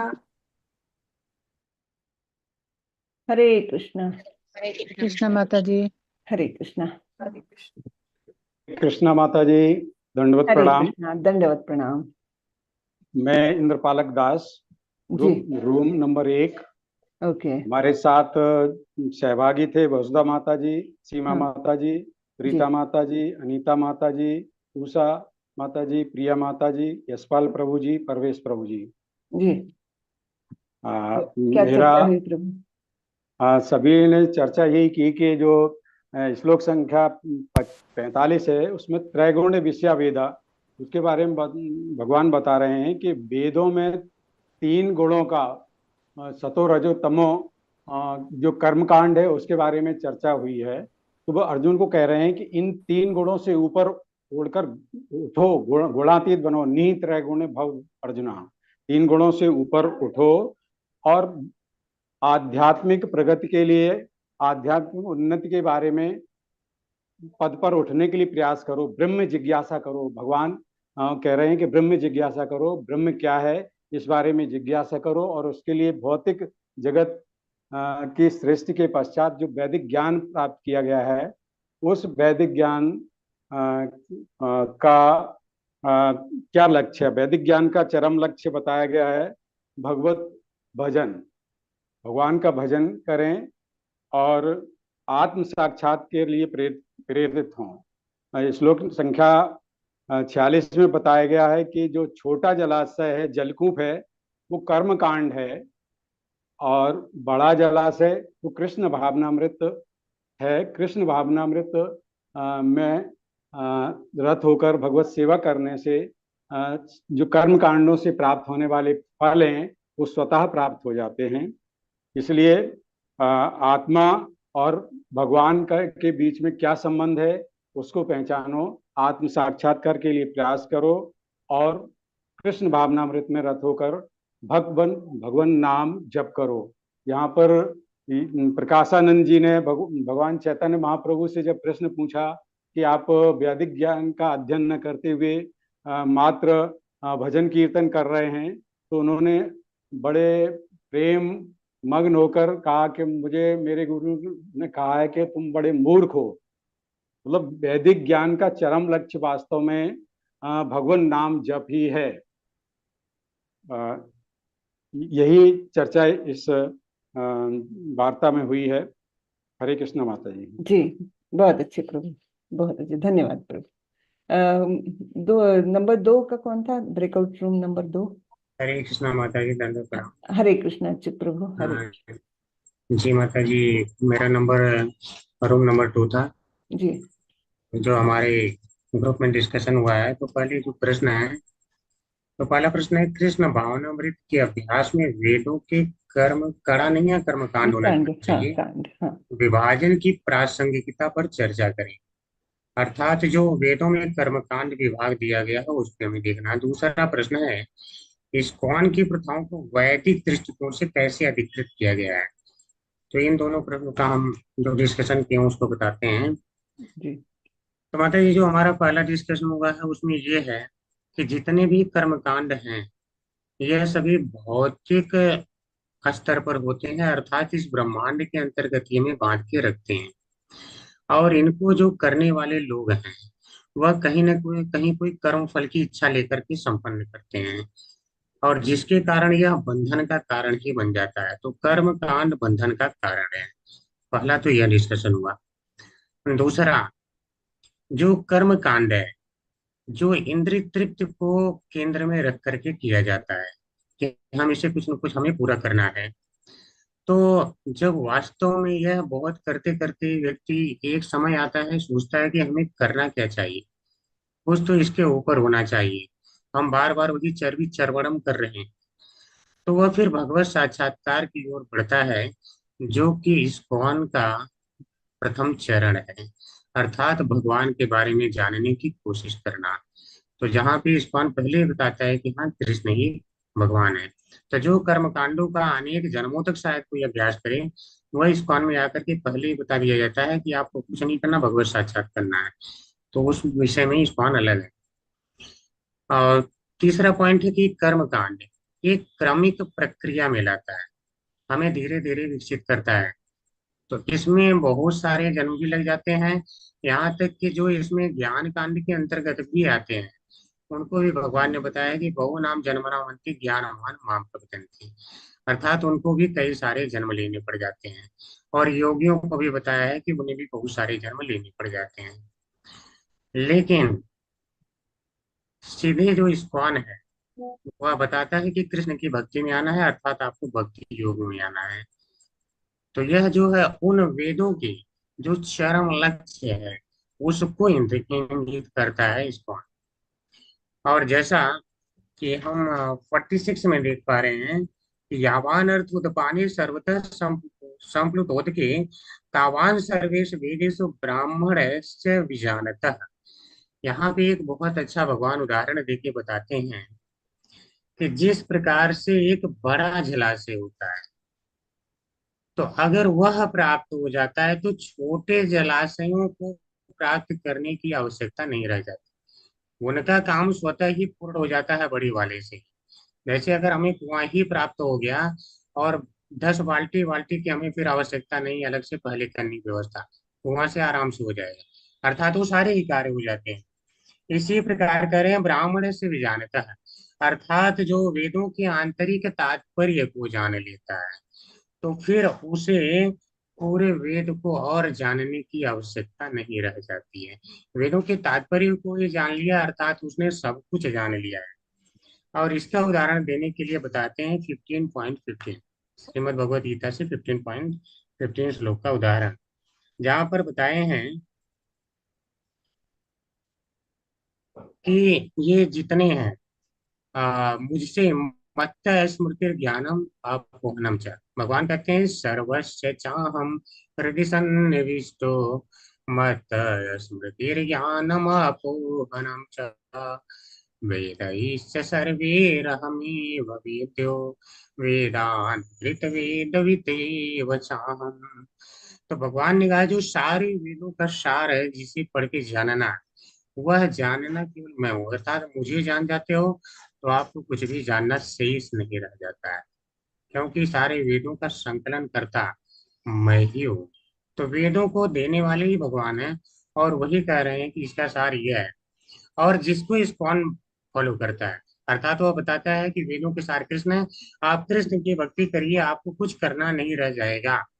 और इसलिए श्री चैतन्य महाप्रभु जब आए थे तो उस समय उन्होंने जो है बताया था कि आपको क्या करना है, हरे कृष्ण कृष्ण कृष्ण हरे हरे, हरे राम राम राम हरे हरे। और इस महामंत्र का जाप करना है, यही सारे वेदों का सार है। अगर आप इसे कर लेते हैं तो आपको कुछ भी करना शेष नहीं रह जाता है। और श्रीमद् भागवतम से भी एक उदाहरण आता है 3.33.7 से, जहाँ पे बताया गया है चाहे क्यों चांडाल ही क्यों ना हो, अगर वह भगवान नाम का कीर्तन करता है तो फिर समझिए कि उसने सारे ही कर्म पूरे कर लिए हैं।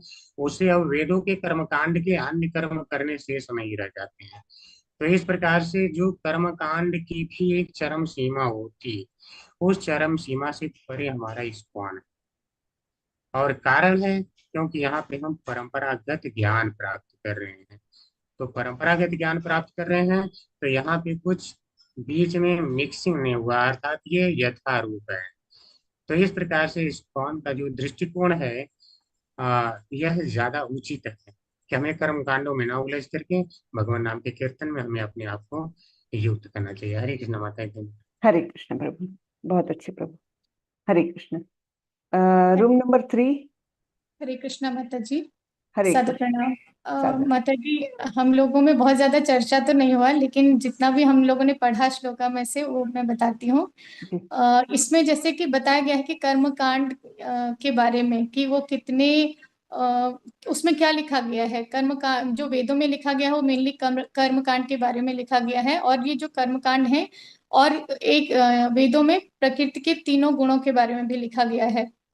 और ये बताया गया है कि कर्मकांड के थ्रू ही हम धीरे धीरे करके आगे भगवत आत्म साक्षात्कार की तरफ को अग्रसर हो सकते हैं। लेकिन इसका एक क्रमिक विकास होता है जो कि धीरे धीरे करके होता है।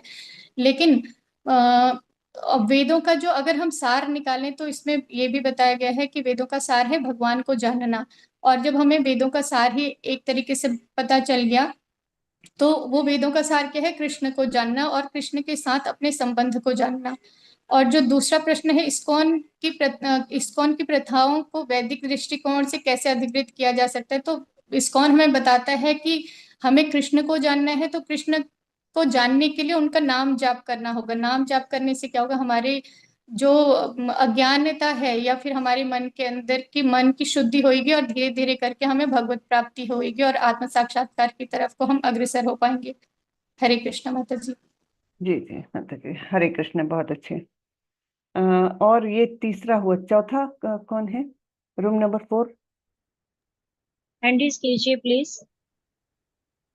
Room number 4। हरे कृष्ण माता जी, 4th से।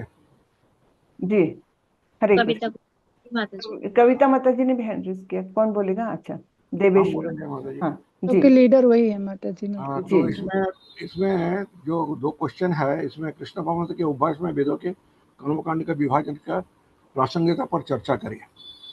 तो इसमें बेसिकली हमारा जो 2.45 जो है, 2.45 एक्चुअली जो है वेदों का कर्मकांड का संबंध बताते हैं, जिसमें श्री कृष्ण कहते हैं कि वेदों के अधिकांश भाग ये जो त्रिगुणात्मक है, जो सत रज तमो जो है, इसको जो पदार्थ है और उससे इच्छा पूर्ति से संबंधित है। लेकिन यहाँ पर जो कर्मकांड बताया गया है, ये यज्ञ पूजा हवन आदि ये सब जो सारा चीज़ बताया गया है, ये सब एक्चुअली जो प्रैक्टिस होता है, ये सब में परिणाम क्या होता है? परिणाम साधक जो है धार्मिक परंतु भौतिक इच्छा में फंसा रहता है, इसमें मुक्ति नहीं मिलती है। ठीक है, तो इसमें फिर जो है 2.46 में इसमें आत्मज्ञान का श्रेष्ठता जो है वो बताते हैं। जैसा मान लीजिए कुएं हम लोग कुएं की बात करें, जो कुएं में आवश्यकता तब नहीं रहती जब मान लीजिए चारों ओर जल भरा हुआ है। तो ऐसा ही वेदों में कर्मकांड जो है आवश्यकता नहीं होती और उसमें ज्ञान की उसका परम अनुभव का ज्ञान लिया है। तो इसमें क्या होता है, इसमें प्रैक्टिकली जो कृष्ण यहाँ क्या चाहते हैं यहाँ चाहते हैं अर्जुन को इससे ऊपर उठकर निस्वार्थ कर्म जो और बुद्धि जो को ओर ले जाना चाहता है, और इससे जो कर्मकांड जो विभाजन आवश्यकता, इसीलिए क्या है, इससे साधक सत से ऊपर उठकर जो है ये और ब्रह्म को प्राप्त कर सकता है। तो ये गया आपका फर्स्ट वाला क्वेश्चन। सेकंड वाला क्वेश्चन में इस्कॉन का वैदिक दृष्टिकोण कैसा है, तो प्रभुपाद जी ने जो इस्कॉन बनाया है तो इसका सुंदर रूप से जो है सारा निचोड़ लेके आया है, सारा निचोड़ जो शास्त्रों का है पूरा लेके आया है। तो इसमें क्या है कि इसमें मानना है कि कृष्ण ही परम सत्य है, ये वेद का जो मूल निष्कर्ष है ये यहाँ पर बताया गया है। तो फिर जो है भगवत भक्ति जो है ये वेद का अंतिम उद्देश्य है, ये भी है। फिर जो है इनका तीनों मुख्य जो वैदिक ग्रंथ है ये आधारित जो है आपका प्रभुपाद जी ने जो लिखा है, तो भगवत गीता के अंदर में क्या डाल दिया है, कर्म जो ज्ञान जो भक्ति योग डाला है, ठीक है। और श्रीमद् भागवतम में जो है कृष्ण लीला है, अवतार, भक्ति तत्व, ये सब सारा डाला है। फिर चैतन्य चरितामृत जो है इसमें डाला है, चैतन्य महाप्रभु का शिक्षा है, जो नाम संकीर्तन द्वारा जो मुक्ति मिल जाएगा। तो ये सब जो है, इसके बाद वैदिक जीवन का पालन जो है, वर्णाश्रम धर्म जो है, ये सब भी हमारा यहाँ 4 वर्ण जो है, ब्राह्मण, क्षत्रिय, वैश्य, शूद्र, ये सब, फिर ब्रह्मचर्य, गृहस्थ, बानस्पत्य, सन्यास, ये सब भी हमारा सिस्टम लगा हुआ है। कर्मकांड के ऊपर जो निष्काम भक्ति जो है ये भी हमारा यहाँ पर लगा हुआ है। नाम संकीर्तन कलियुग का जो वैदिक जो है उसको लगाया है। प्रसाद जो है, शुद्ध आहार और अहिंसा, ये सब भी हमारा यहाँ पर सिखाया जाता है। तो हम लोग बेसिकली ये सब सीख के यहाँ पर इस्कॉन में हम लोग कलियुग में नाम संकीर्तन करते हैं, तो जिसमें हमको जो गाइड किया है वो सब हम लोग करते हैं, और ऐसे ही वेद को यहाँ पर इम्प्लीमेंट किया गया है। हरे कृष्ण माता जी। हरे कृष्ण। बहुत अच्छे प्रभु, बहुत अच्छे, धन्यवाद। सभी ने बहुत अच्छे अच्छे पॉइंट्स रखे, बहुत बहुत धन्यवाद सभी का। तो यहाँ पर जो है कृष्ण भावनामृत के अभ्यास में वेदों के कर्मकांड का विभाजन की प्रासंगिकता पर चर्चा करना है।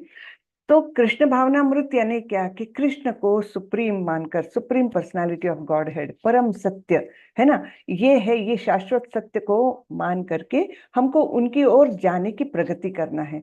तो सबसे निचली स्टेप है कर्मकांड। लेकिन कर्मकांड से होता क्या है, वो विधियां करते करते करते धीरे धीरे हमारा शुद्धिकरण भी होता है, हाँ, और धीरे धीरे वो सकाम कर्म धीरे धीरे निष्काम कर्म में बदलने लगते हैं। इस प्रकार हम प्रगति करते हैं, हाँ। और फिर आगे जाते जाते हम उपासना कांड, जब सकाम कर्म से निष्काम कर्म, निष्काम कर्म से साधना भक्ति, साधना भक्ति से फिर हम अनन्य भक्ति की ओर आगे बढ़ते हैं। तो ये स्टेप्स है ना। तो इस प्रकार ये कर्मकांड का पहला प्राथमिक स्तर पर हमको आवश्यकता है, नहीं तो हमें डिसिप्लिन नहीं आएगा, है ना। तो इसके लिए ये जो है हमारे लेवल के अनुसार, हमारे गुणों के अनुसार इसकी आवश्यकता हमने महसूस करनी चाहिए। उसकी आवश्यकता को हम नकार नहीं सकते। जैसे कोई ऊंचाई पर जाने के लिए हमको सीढ़ी की आवश्यकता है ना।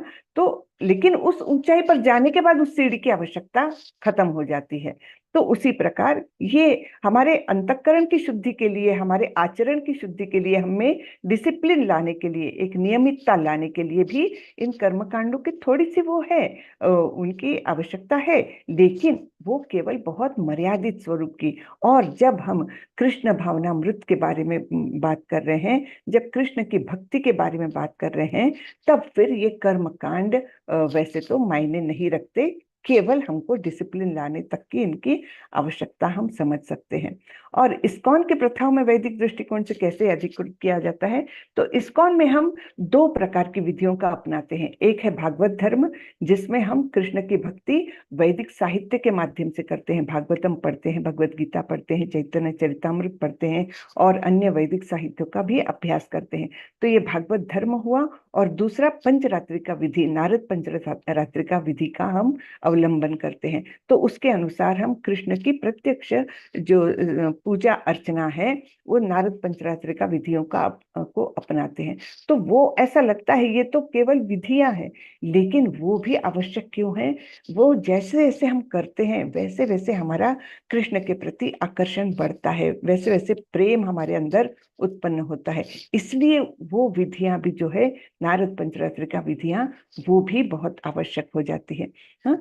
तो इस प्रकार इस्कॉन में हमने इन दोनों का मिलन देखा है कि भागवत धर्म भी है और नारद पंचरात्रि का विधियों का भी हम अवलंबन करते हैं, और इस प्रकार हम ये हमारा दृष्टिकोण है इस्कॉन में। और वहां पर मैं एक पॉइंट बताने वाली थी, आप बता रहे थे तब मेरे दिमाग में एक पॉइंट आया था और मैं भूल गई, देखिए कोई बात नहीं। तो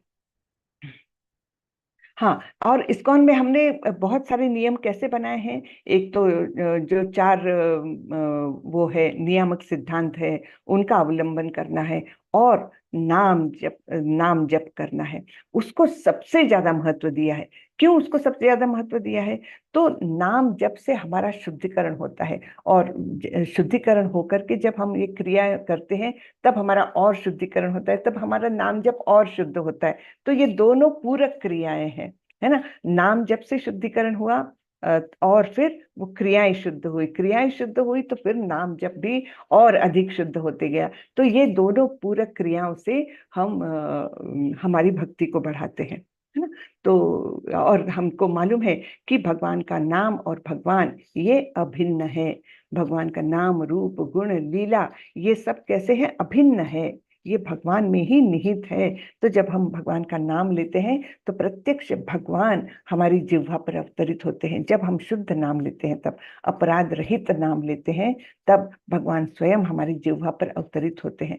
तो इस प्रकार से ये शुद्धिकरण प्रक्रिया के द्वारा हम शुद्ध नाम की तरफ जाते हैं, और जब हमारा नाम शुद्ध हो जाएगा तब हमको निश्चित रूप से कृष्ण प्राप्ति हो जाती है ना।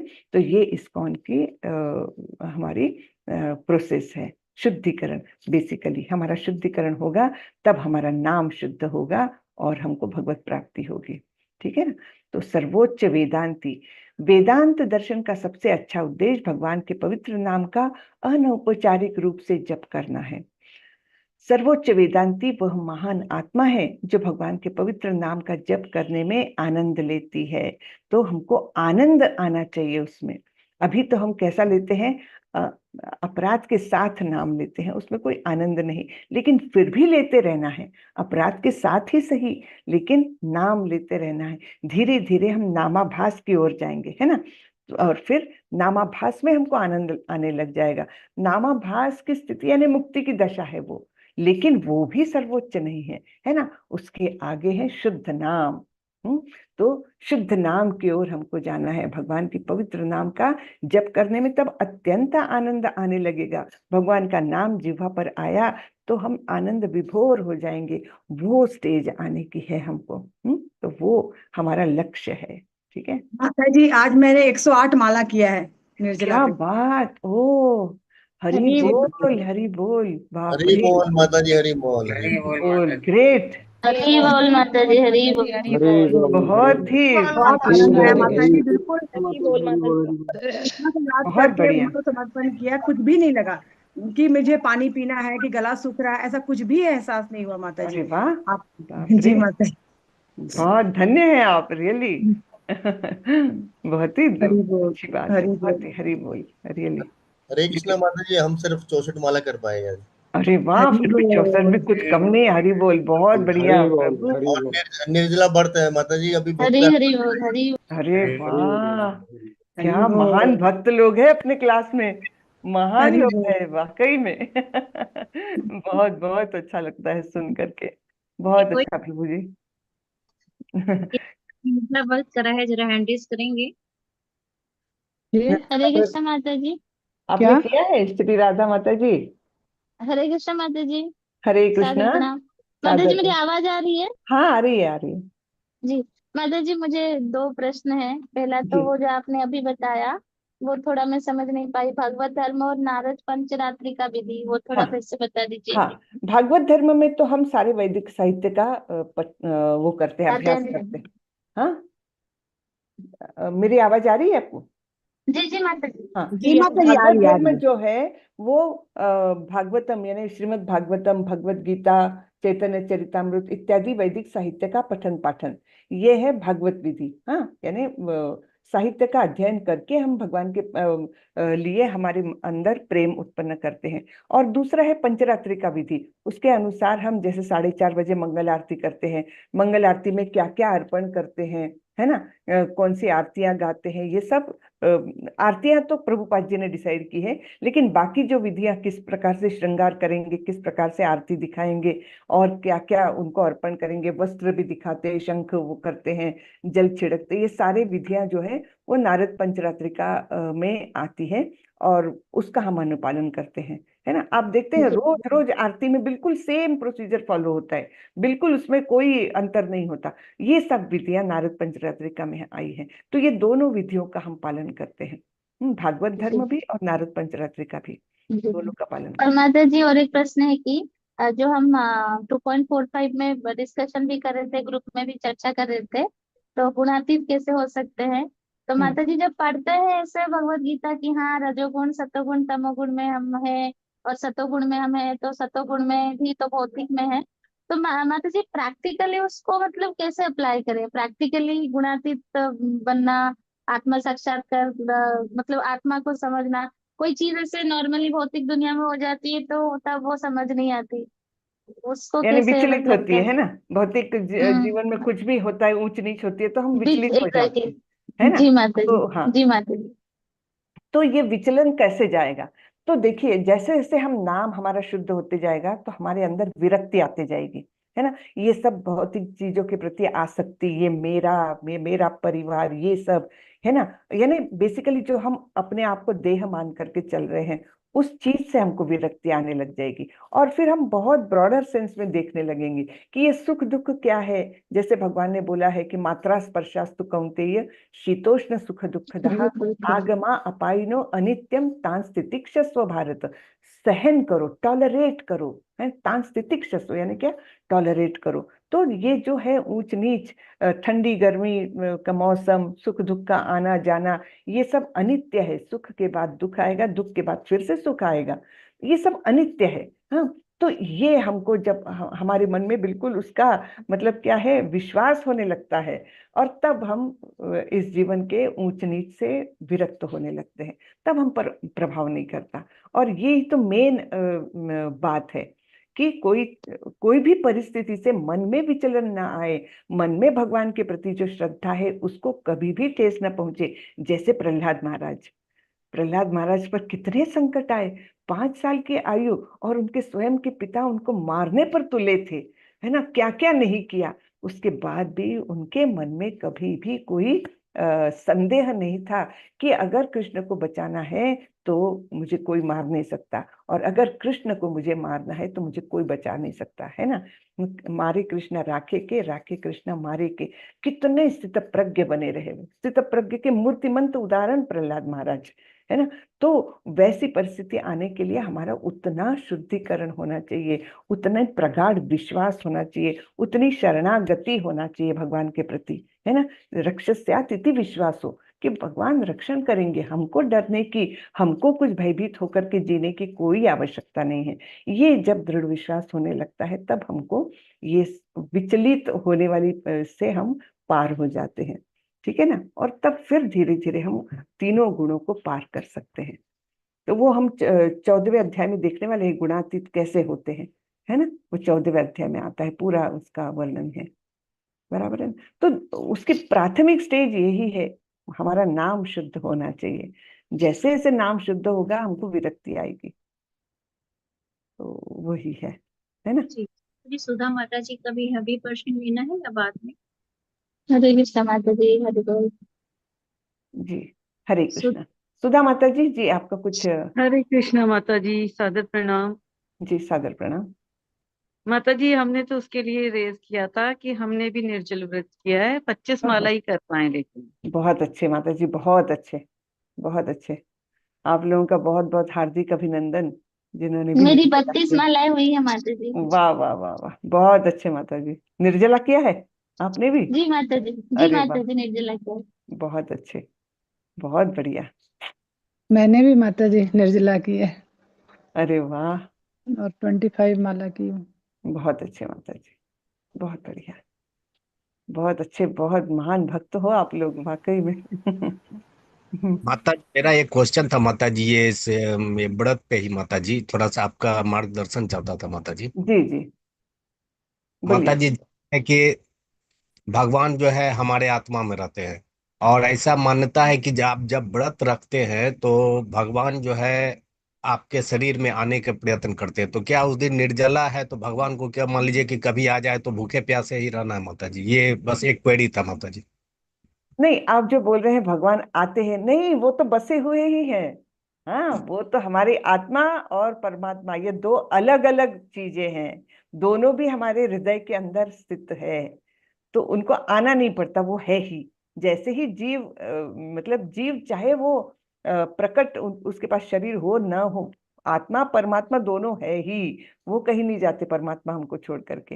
हाँ, दूसरी बात, उनको कष्ट होता है क्या? नहीं, जब हम प्रसन्नता पूर्वक ऐसा व्रत करते हैं, हम प्रसन्नता से स्वेच्छा से अपने शरीर को कष्ट दे रहे हैं भगवान की प्राप्ति के लिए, तब वो दुखी नहीं होते। हाँ, लेकिन कोई कोई लोग हठ पूर्वक जो व्रत करते हैं ना, हठ पूर्वक करते हैं, यानी क्या कि अपने आप का सिर जमीन के अंदर धंसा लेते हैं, या जैसे राक्षस लोग तपस्या करते थे, तपस्या वो भी करते थे। हिरण्यकश्यप ने भी तपस्या की ब्रह्मा जी की, है ना? लेकिन कैसे की? अपने शरीर को इतना प्रताड़ित करके। हाँ, वो ऐसे हाथ तो एकदम ऊपर करके, एकदम उंगलियों के टोस पर, मतलब ऐसे खड़े होकर के, और अनेक अनेक वर्षों तक कुछ खाया नहीं पिया नहीं, उसके पूरे शरीर में चींटियों ने घर बना लिया था। तो इस प्रकार का जो तपस्या है, इससे भगवान प्रसन्न नहीं होते। हाँ, इससे प्रसन्न नहीं होते, क्योंकि वो अपने शरीर को भी कष्ट दे रहे हैं, और शरीर के अंदर जो हृदय के अंदर परमात्मा है उनको भी कष्ट पहुंचता है। ये क्या कर रहा है? हठ पूर्वक तपस्या कर रहा है। किसके लिए? कोई इच्छा लेकर के। इच्छा भी कैसी? कि मुझे अमर बनना है। तो ये सब चीजें जब है कोई करता है, तब भगवान प्रसन्न नहीं होते। लेकिन हाँ, हम प्रेम पूर्वक भगवान, मतलब एक तो उपास करने का, हमारे नामनिष्ठ दास प्रभु जी हमेशा बोलते हैं, एकादशी करने का प्राइम उद्देश्य क्या है?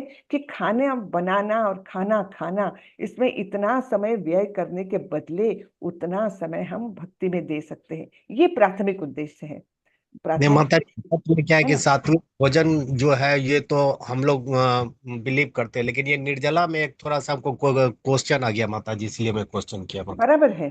तो उसमें अगर आप श्रद्धा पूर्वक कर रहे हैं, आप बिना तकलीफ के कर रहे हैं, तो भगवान तो प्रसन्न होते हैं। अन्यथा हाँ, आप अपने आप को बहुत प्रताड़ित करके, बहुत ज्यादा कष्ट दे करके, बार बार आपका दिमाग उधर ही जा रहा है, अरे मैं प्यासा हूँ, अरे मैं भूखा हूँ, ऐसा अगर दिमाग जा रहा है और फिर भी आप अपने आप को कष्ट दे रहे हैं, तो वो सफल नहीं माना जाएगा, वो भगवान प्रसन्न नहीं होते उससे, है ना? लेकिन आप प्रसन्नता पूर्वक अगर कर रहे हैं, खुशी से कर रहे हैं, तब फिर भगवान को अच्छा लगता है वो। बराबर है। तो चलिए हरे आगे। कृष्णा माता जी, कुछ लोग निर्जला इसलिए भी करते हैं कि साल भर मुक्ति मिल जाएगी। 24 जो व्रत हैं उसमें से एक एक करके हम ये निपटा लेंगे साल भर। हाँ, वो तो वो ये भीमसेन भी करते एक थे। भावना लेकर के करते हैं। भीमसेन करते थे, वैसे ये भी भीमसेन एक भावना लेकर करते हैं। हाँ ठीक है। और लेकिन दूसरा ये भी है कि निर्जला जो बीपी शुगर का मरीज है वो तो कर ही नहीं पाएगा। हाँ, नहीं कर पाएंगे और उसको, वैसे दूसरा ये है इसलिए कि शरीर को बहुत आपने कहा तकलीफ देना। सत्ता। हम्म। जी बिल्कुल। अ, निर्जला का मतलब है स्वेच्छा से अगर कर रहा है हम्म। तो ठीक है। कोई ठीक है, आगे नहीं जा तो रहा है, कोई बहुत। पीछे जा रहा है। कोई बहुत बहुत जल्दी मिल जाएंगे भगवान, किसी को किसी किसी को देर में मिलेंगे, वो अलग बात है। हाँ, वो तो लेकिन ठीक। व्रत का लेकिन देखिए, महात्म जो है। प्रभुपाद जी कभी इसके बारे में आग्रही नहीं रहे कि हाँ सबको करना ही है निर्जला। ऐसा नहीं था प्रभुपाद जी का। वो हरेक को उनकी स्वेच्छा पर छोड़ देते थे, जिसको कैपेसिटी है करे, नहीं कर सकते कोई बात नहीं। प्रभुपाद जी कभी इसके बारे में बहुत आग्रही रहे नहीं है। तो हमको भी वही मार्ग लेना है, हम तो प्रभुपाद जी का आदर्श लेकर चलते हैं, है ना? हमारे शरीर साथ दे रहा है, इच्छा प्रबल है, और मन में उतना दृढ़ निश्चय है, तो करे, जरूर करे, बहुत अच्छी बात है। और नहीं कर सकते तब भी कोई बात नहीं है। आप ज्यादा से ज्यादा जप करें, और भागवतम का पाठ करें, भगवत गीता का पाठ करें, तब भी बहुत अच्छा है। तो इसलिए एक निर्जला व्रत महिलाओं का भी बड़ा कठिन होता है, जो तीज होता है। हम्म भादों आ रहा है अभी। हम्म, तीज का व्रत जो है, हाँ हमारे क्षेत्र में निर्जला व्रत बहुत कठिन होता है। वो जी जी। भगवान चलिए अब भगवान हम आगे शिव और बढ़ते हैं। पार्वती को प्रसन्न करने के लिए हम्म ज्यादा बहुतायत में परंपरागत और वैदिक रूप से भी बहुत महात्मा है इसका। जी तो जी। निर्जला हरे कोई कठिन नहीं है, कर सकते हैं, संकल्प की बात है। यंग एज में आराम से कर सकते हैं, जिनको कोई शरीर में तकलीफ नहीं है, बीपी शुगर वगैरह नहीं है, तो वो लोग कर सकते हैं आराम से। थोड़ा ओल्ड जी एज में जी। तकलीफ होने लगती है। ठीक है, हरे कृष्णा, कोई बात नहीं। तो चलिए आगे बढ़ते हैं। अब बुद्धि योग या कर्म योग, इसके बारे में भगवान कुछ बताने वाले हैं। तो भगवान बोलते हैं, अब तक मैंने विश्लेषणात्मक अध्ययन के माध्यम से आपको इस ज्ञान का वर्णन किया है ना। बुद्धि योग यानी ही यहाँ पर बुद्धि योग को ही कर्म योग कहा गया है। लेकिन कर्म कैसा, भगवान को समर्पित करते हुए। जब भी हम योग शब्द का इस्तेमाल करते हैं तब ये भगवान से जुड़ना दिखाता है।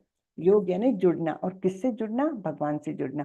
तो कर्म ऐसे करना है जो हमको भगवान से जोड़े, है ना। कर्म योग, कर्म कांड और कर्म योग एकदम भिन्न है।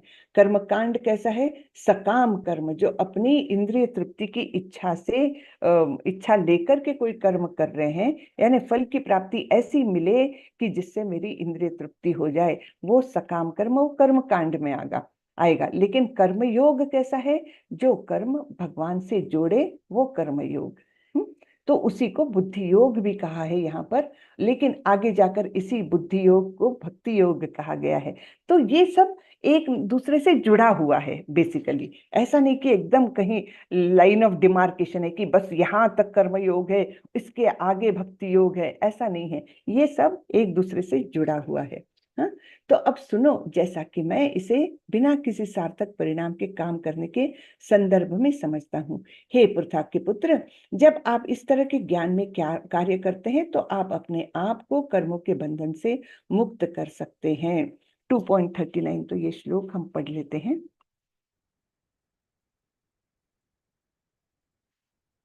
एषा ते भीता सांख्ये बुद्धिर्योगे त्विमां शृणु, बुद्ध्या युक्तो यया पार्थ कर्म बंधम प्रहास्यसि। यहाँ मैंने वैश्लेषिक अध्ययन अर्थात सांख्य द्वारा इस ज्ञान का वर्णन किया है। अब निष्काम भाव से कर्म करना बता रहा हूँ। निष्काम है ना, पहले हमने देखा सकाम यानी कर्मकांड, अब निष्काम यानी कर्म योग के बारे में भगवान बताने जा रहे हैं।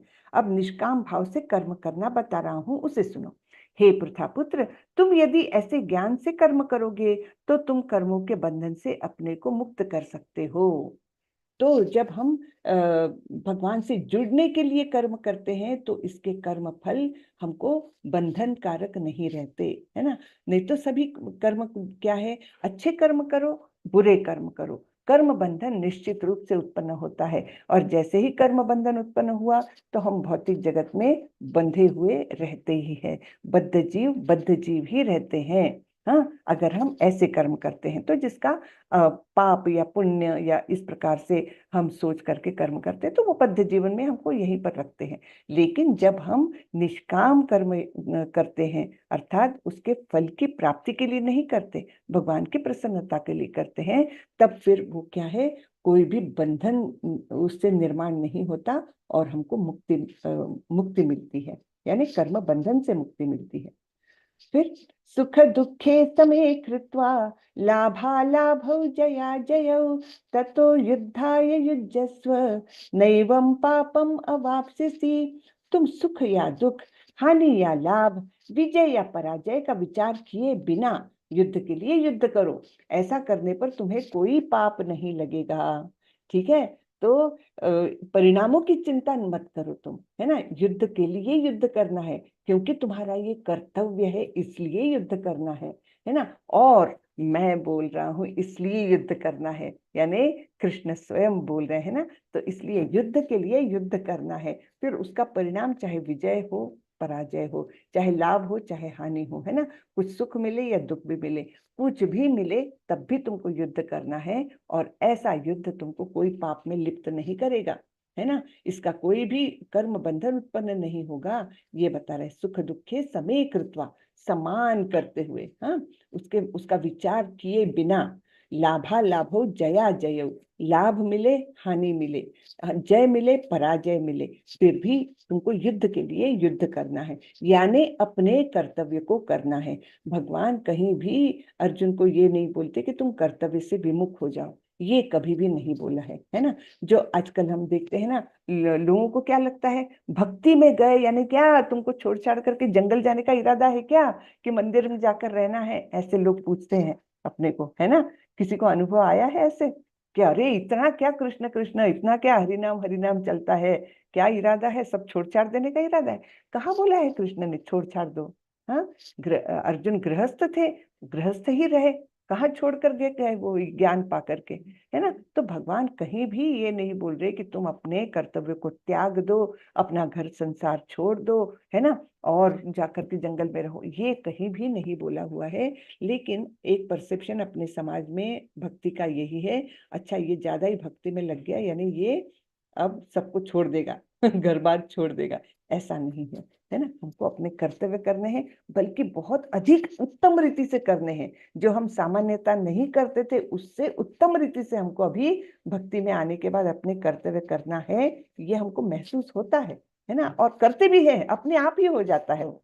जो पहले हम काम करते थे भक्ति में आने के पहले, उससे बहुत ज्यादा एफिशिएंटली हम अपने कर्तव्य को निभा पाते हैं और भक्ति भी कर सकते हैं। तो ये भगवान ही ताकत देता है हमको, है ना। तो यह कर्तव्य है, किसी को हानि और लाभ की परवाह किए बिना कर्तव्य का पालन करना होता है, वह कर्तव्य है। कर्तव्य का पालन करना, बस देखो आप क्षत्रिय है, इस लड़ाई की जरूरत है, इसीलिए आपको यह विचार नहीं करना चाहिए कि आप प्राप्त कर रहे हैं या हार रहे हैं। लड़ना तुम्हारा कर्तव्य है। यदि आप अपने कर्तव्य को अच्छी तरह से निभाते हैं तो पाप का कोई सवाल ही नहीं है। ये प्रभुपाद जी के शब्द है।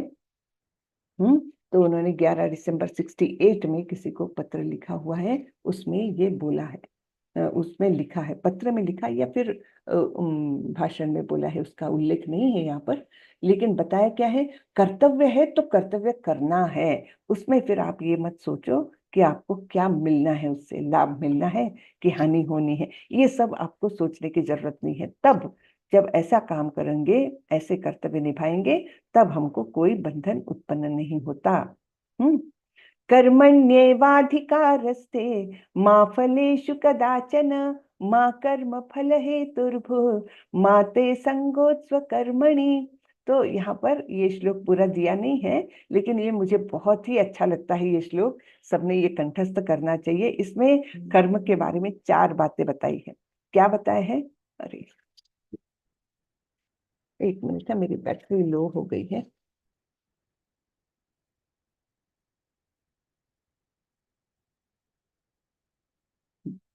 ठीक है, क्या बताया है, काम करने पर आपका अधिकार है। कर्मण्ये व अधिकारस्ते, तो कर्म करने का तुम्हारा अधिकार है, वो आपसे कोई नहीं छीन सकता, है ना। कर्म करने का आपका अधिकार है। माँ फलेषु कदाचन, लेकिन आप फल के हकदार नहीं है, है ना। यानी कर्म करने का फल क्या मिलेगा, परिणाम क्या होगा, उसके आप हकदार नहीं है। फिर तीसरा वाक्य क्या है, कर्मण्येवाधिकारस्ते माँ फलेषु कदाचन माँ कर्म फल हेतुर्भुः। हाँ, तो यानी कर्म फल के कारण भी आप नहीं हो। जैसे हम अगर एक विचार करेंगे कि कोई बच्चा एग्जाम देने जा रहा है, तो उसका कर्तव्य है कि वो अच्छे से तैयारी करे और अच्छे तरीके से वो परीक्षा दे, ये उसका कर्म हुआ, कर्म पर उसका अधिकार है, उसने वो करना ही चाहिए। फिर कर्म फल पर उसका अधिकार नहीं है, यानी क्या कि अब मुझे ये मिलना ही चाहिए, मुझे 99% मार्क्स मिलना ही चाहिए, ये मेरा अधिकार है, मैंने बहुत अच्छे से ये किया है, ये नहीं बोल सकता वो जो कर्म फल मिलेगा उसके पीछे 5 फैक्टर्स है। तो वो केवल अकेला नहीं बोल सकता कि मैंने इतना अच्छा पेपर लिखा है, मुझे इतना % मार्क्स, मुझे परिणाम ऐसा ही मिलना चाहिए, ये नहीं हो सकता। तीसरा क्या है, अगर उसको अच्छा परिणाम मिल भी गया तब भी उसने ये नहीं सोचना चाहिए कि मैंने पढ़ाई की, मैंने अच्छे से लिखा, मैं कारण हूं ये परिणाम आने का, ये भी नहीं सोचना है। माँ कर्म फल हेतुर्भुर माते संगोत्स्व अकर्मणि। और फिर चौथा है कि कर्म न करने के प्रति भी उसने आसक्त नहीं होना चाहिए।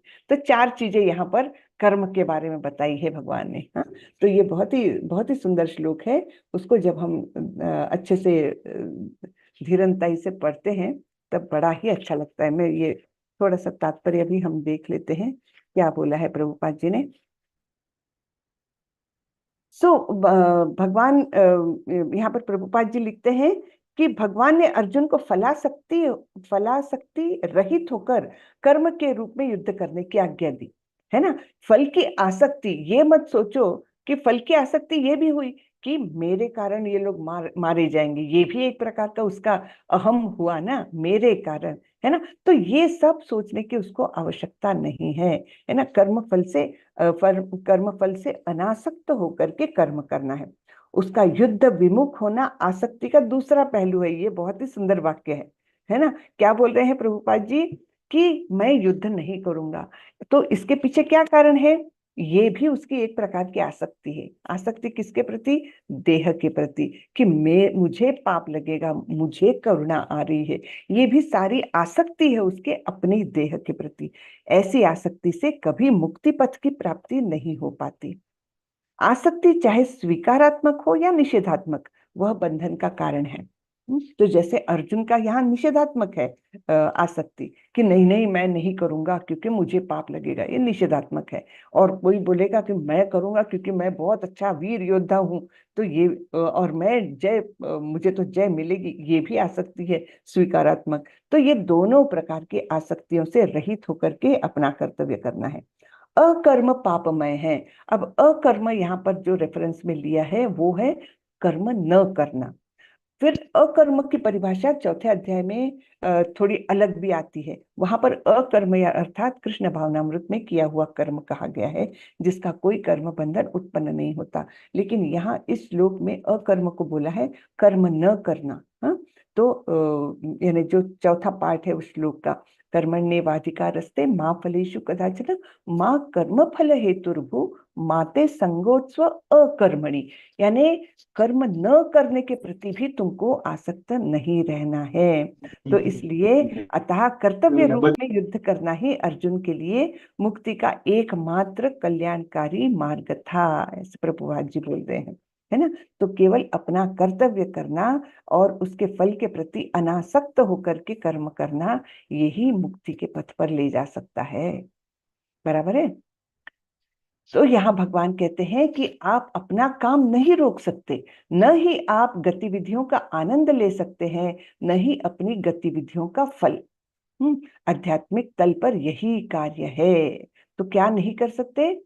अपना काम नहीं रोक सकते, आपको अपने कर्तव्य करना है। न ही आप गतिविधियों का आनंद ले सकते, यानी जो हो रहा है देखो मैंने क्या किया, कितनी वीरता से शूरता से मैंने युद्ध लड़ा, तो ये आनंद भी आप नहीं ले सकते। और न ही विजय जो है वो मैंने इस प्रकार से युद्ध किया, मैं हूं इसका कारण, ये भी आप नहीं बोल सकते। ऐसे प्रभुपाद जी एक्सप्लेन कर रहे हैं। योगस्थ कुरु कर्माणि संगम त्यक्त्वा धनंजय सिद्ध्य सिद्ध्यो समो भूत्वा समत्वम योगमुच्यते। हे अर्जुन, जय अथवा पराजय की समस्त आसक्ति त्याग कर समभाव से अपना कर्म करो, ऐसी समता योग कहलाती है। तो समता अर्थात मन में विचलन आए बिना, जय पराजय की अपेक्षा आसक्ति रखे बिना कर्म करो, समभाव से कर्म करो। और ऐसी समता जो है वही आपको भगवान से जोड़ने का कारण बनती है। तो ये समता ही योग कहलाती है। तो हम थोड़ा सा इसका रिकैप करते हैं। कृष्ण ने अर्जुन के तर्कों को पराजित कैसे किया? अनुकंपा करुणा जो थी वो ज्ञान के माध्यम से भगवान ने पराजित किया उनको। 2.11 to 30 में ज्ञान दिया है कि तुम शरीर नहीं आत्मा हो, और शरीर को मारने से आत्मा का वध नहीं होता है है ना। तुम केवल शर्ट कोट बचाने का प्रयत्न मत करो, डूबने वाले व्यक्ति को बचाओ, अर्थात उनके उद्धार के लिए तुमको उनको मारना जरूरी है, क्योंकि वे अभी जीवन जो जी रहे हैं वो पाप में लिप्त है। अगर अभी उनका वध कर दोगे तो उनको दूसरा जो जन्म मिलेगा वो उनका बेटर जीवन मिलेगा, उनको अच्छा जीवन मिलेगा, और इस प्रकार वे आध्यात्मिक प्रगति के मार्ग पर जाएंगे। इसलिए तुम अपने कर्तव्य का पालन करो। और तुम्हारा कर्तव्य है युद्ध करना, ठीक है। फिर भोग और पापपूर्ण प्रतिक्रियाएं, इसके लिए कर्मकांड का सहारा लिया भगवान ने। कर्मकांड के माध्यम से बताया कि तुमको कोई पाप की प्रतिक्रिया नहीं झेलनी पड़ेगी, और कोई प्रतिक्रिया नहीं यानी बुद्धि योग, यानी कोई बंधन नहीं, है ना। ऐसा कर्म करने से कोई कर्म बंधन उत्पन्न नहीं होता, वो बुद्धि योग कर्म योग भगवान ने बताया है यहाँ पर 38 to 53 तक के बताए, ठीक है। तो भगवद गीता अध्याय 2 का अवलोकन श्रील भक्तिविनोद ठाकुर ने भगवद गीता के इस दूसरे अध्याय को पूरे पाठ की सामग्री के रूप में संक्षेप में प्रस्तुत किया है। भगवद गीता में कर्म योग, ज्ञान योग और भक्ति योग विषय है। दूसरे अध्याय में कर्म योग और ज्ञान योग की स्पष्ट चर्चा की गई है, और भक्ति योग की एक झलक भी संपूर्ण पाठ की विषय वस्तु के रूप में दी गई है। तो यहाँ पर ये हम देखते हैं ये 2.72 के तात्पर्य में आने वाला है। तो ये तीनों भी जो है इस इंट्रोडक्टरी जो है ना प्रस्तावना स्वरूप में हमको यहाँ पर समझाया गया है। तो ओवरव्यू ये तो हमने देखा। तो अर्जुन का आत्मसमर्पण ये हमने देखा 1 से 10 तक। हाँ, तो जैसे 7वें श्लोक में भगवान के प्रति वे समर्पित हो जाते, शरण आते हैं और बोलते हैं कि मैं आपका शिष्य, आप मेरे गुरु। इस प्रकार ये 1 से 10 में अर्जुन के बारे में अर्जुन ने अपने मन की भड़ास निकाली है। फिर ज्ञान करुणा को हराता है, ज्ञान के माध्यम से अर्जुन का करुणा का जो मुद्दा था, जो पॉइंट था, बिंदु था, उसको पराजित किया है। फिर कर्मकांड आनंद को हरा देता है। ऐसे कैसे तुमको आनंद नहीं मिलेगा? तुम अपना कर्तव्य करो, और कर्तव्य करते करते तुम धर्म युद्ध करते करते अगर मारे भी गए तो स्वर्ग प्राप्ति करोगे, और अगर जीत गए तो पृथ्वी के राज्य का भोग करोगे। इस प्रकार तुमको आनंद नहीं मिलेगा, ये तो गलत बात है ना। दोनों तरफ से चित भी मेरी पट भी मेरी वाली सिचुएशन है तुम्हारी, विन विन सिचुएशन है तुम्हारी, तो तुमको तो युद्ध करना चाहिए। फिर बुद्धि योग कर्म योग पापी प्रतिक्रियाओं को हरा देता है। तो इस प्रकार अगर हम कर्म करते हैं फल की आसक्ति के बिना कर्तव्य समझकर जब करते हैं, तब हमको कोई पाप की प्रतिक्रियाएं नहीं मिलती। और फिर आगे हम अगले अध्याय में अगले सत्र में देखने वाले हैं स्थित धीर मुनि, ठीक है। ज्ञान पर कृष्ण के निर्देशों का एक संक्षिप्त अवलोकन प्रस्तुत किया है। हमने देखा ज्ञान के माध्यम से अर्थात आत्मा के बारे में विशद वर्णन करके भगवान ने ये हमको इधर ज्ञान दिया है। अर्जुन के युद्ध न करने के कारणों पर कृष्ण की प्रतिक्रियाओं की व्याख्या की। तो हर एक चीज को हमने देखा कि ज्ञान के माध्यम से उन्होंने करुणा को हराया, कर्मकांड के माध्यम से उन्होंने आनंद की प्रतिक्रिया दी, और इस प्रकार से हमने देखा है।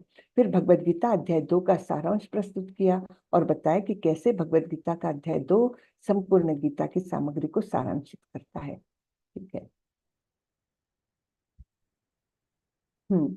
समापन उद्धरण, ये भोगेश्वर्य प्रसक्तानाम। तो भोगेश्वर्य प्रसक्तानाम तया अपहृत चेतसाम व्यवसायात्मिका बुद्धिर समाधौ न विधीयते, ऐसा ये श्लोक आता है।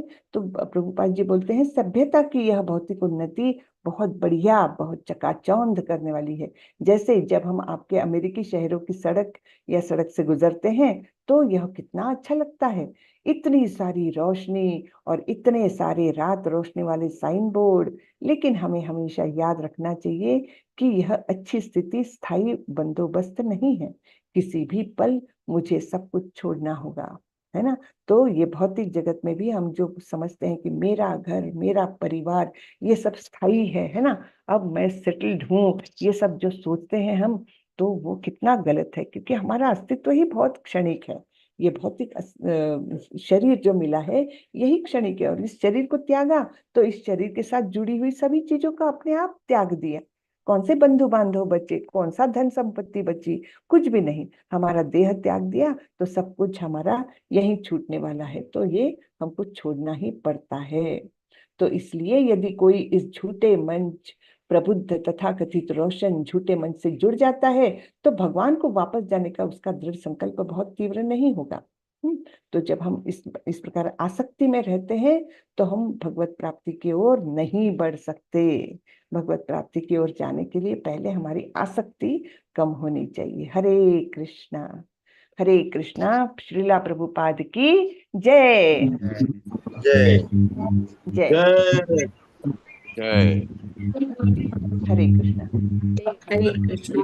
जय तो किसी को कुछ पूछना हो तो पूछे, नहीं तो आज का सत्र हम यहीं पर खत्म करते हैं। काफी चर्चा हो गई हमारी, है ना? काफी अच्छे से चर्चा हुई ना। तो चलिए, किसी को कुछ पूछना है स्पेसिफिक? नहीं? चलिए ठीक। तो आज का सत्र यही खत्म करते हैं। वांछा कल्पतरोभ्यश्च कृपा सिंधुभ्यैव च पतितानां पावनेभ्यो वैष्णवेभ्यो नमो नमः। अनंत कोटि वैष्णव वृंद की जय। श्रीला प्रभुपाद की जय। हरे कृष्ण। हरे धन्यवाद माता जी। माता जी दंडवत प्रणाम। दंडवत प्रणाम। हरे कृष्ण। दंडवत प्रणाम माता जी। दंडवत प्रणाम। धन्यवाद। हरे कृष्ण। हरे कृष्ण। सभी भक्तों को हरे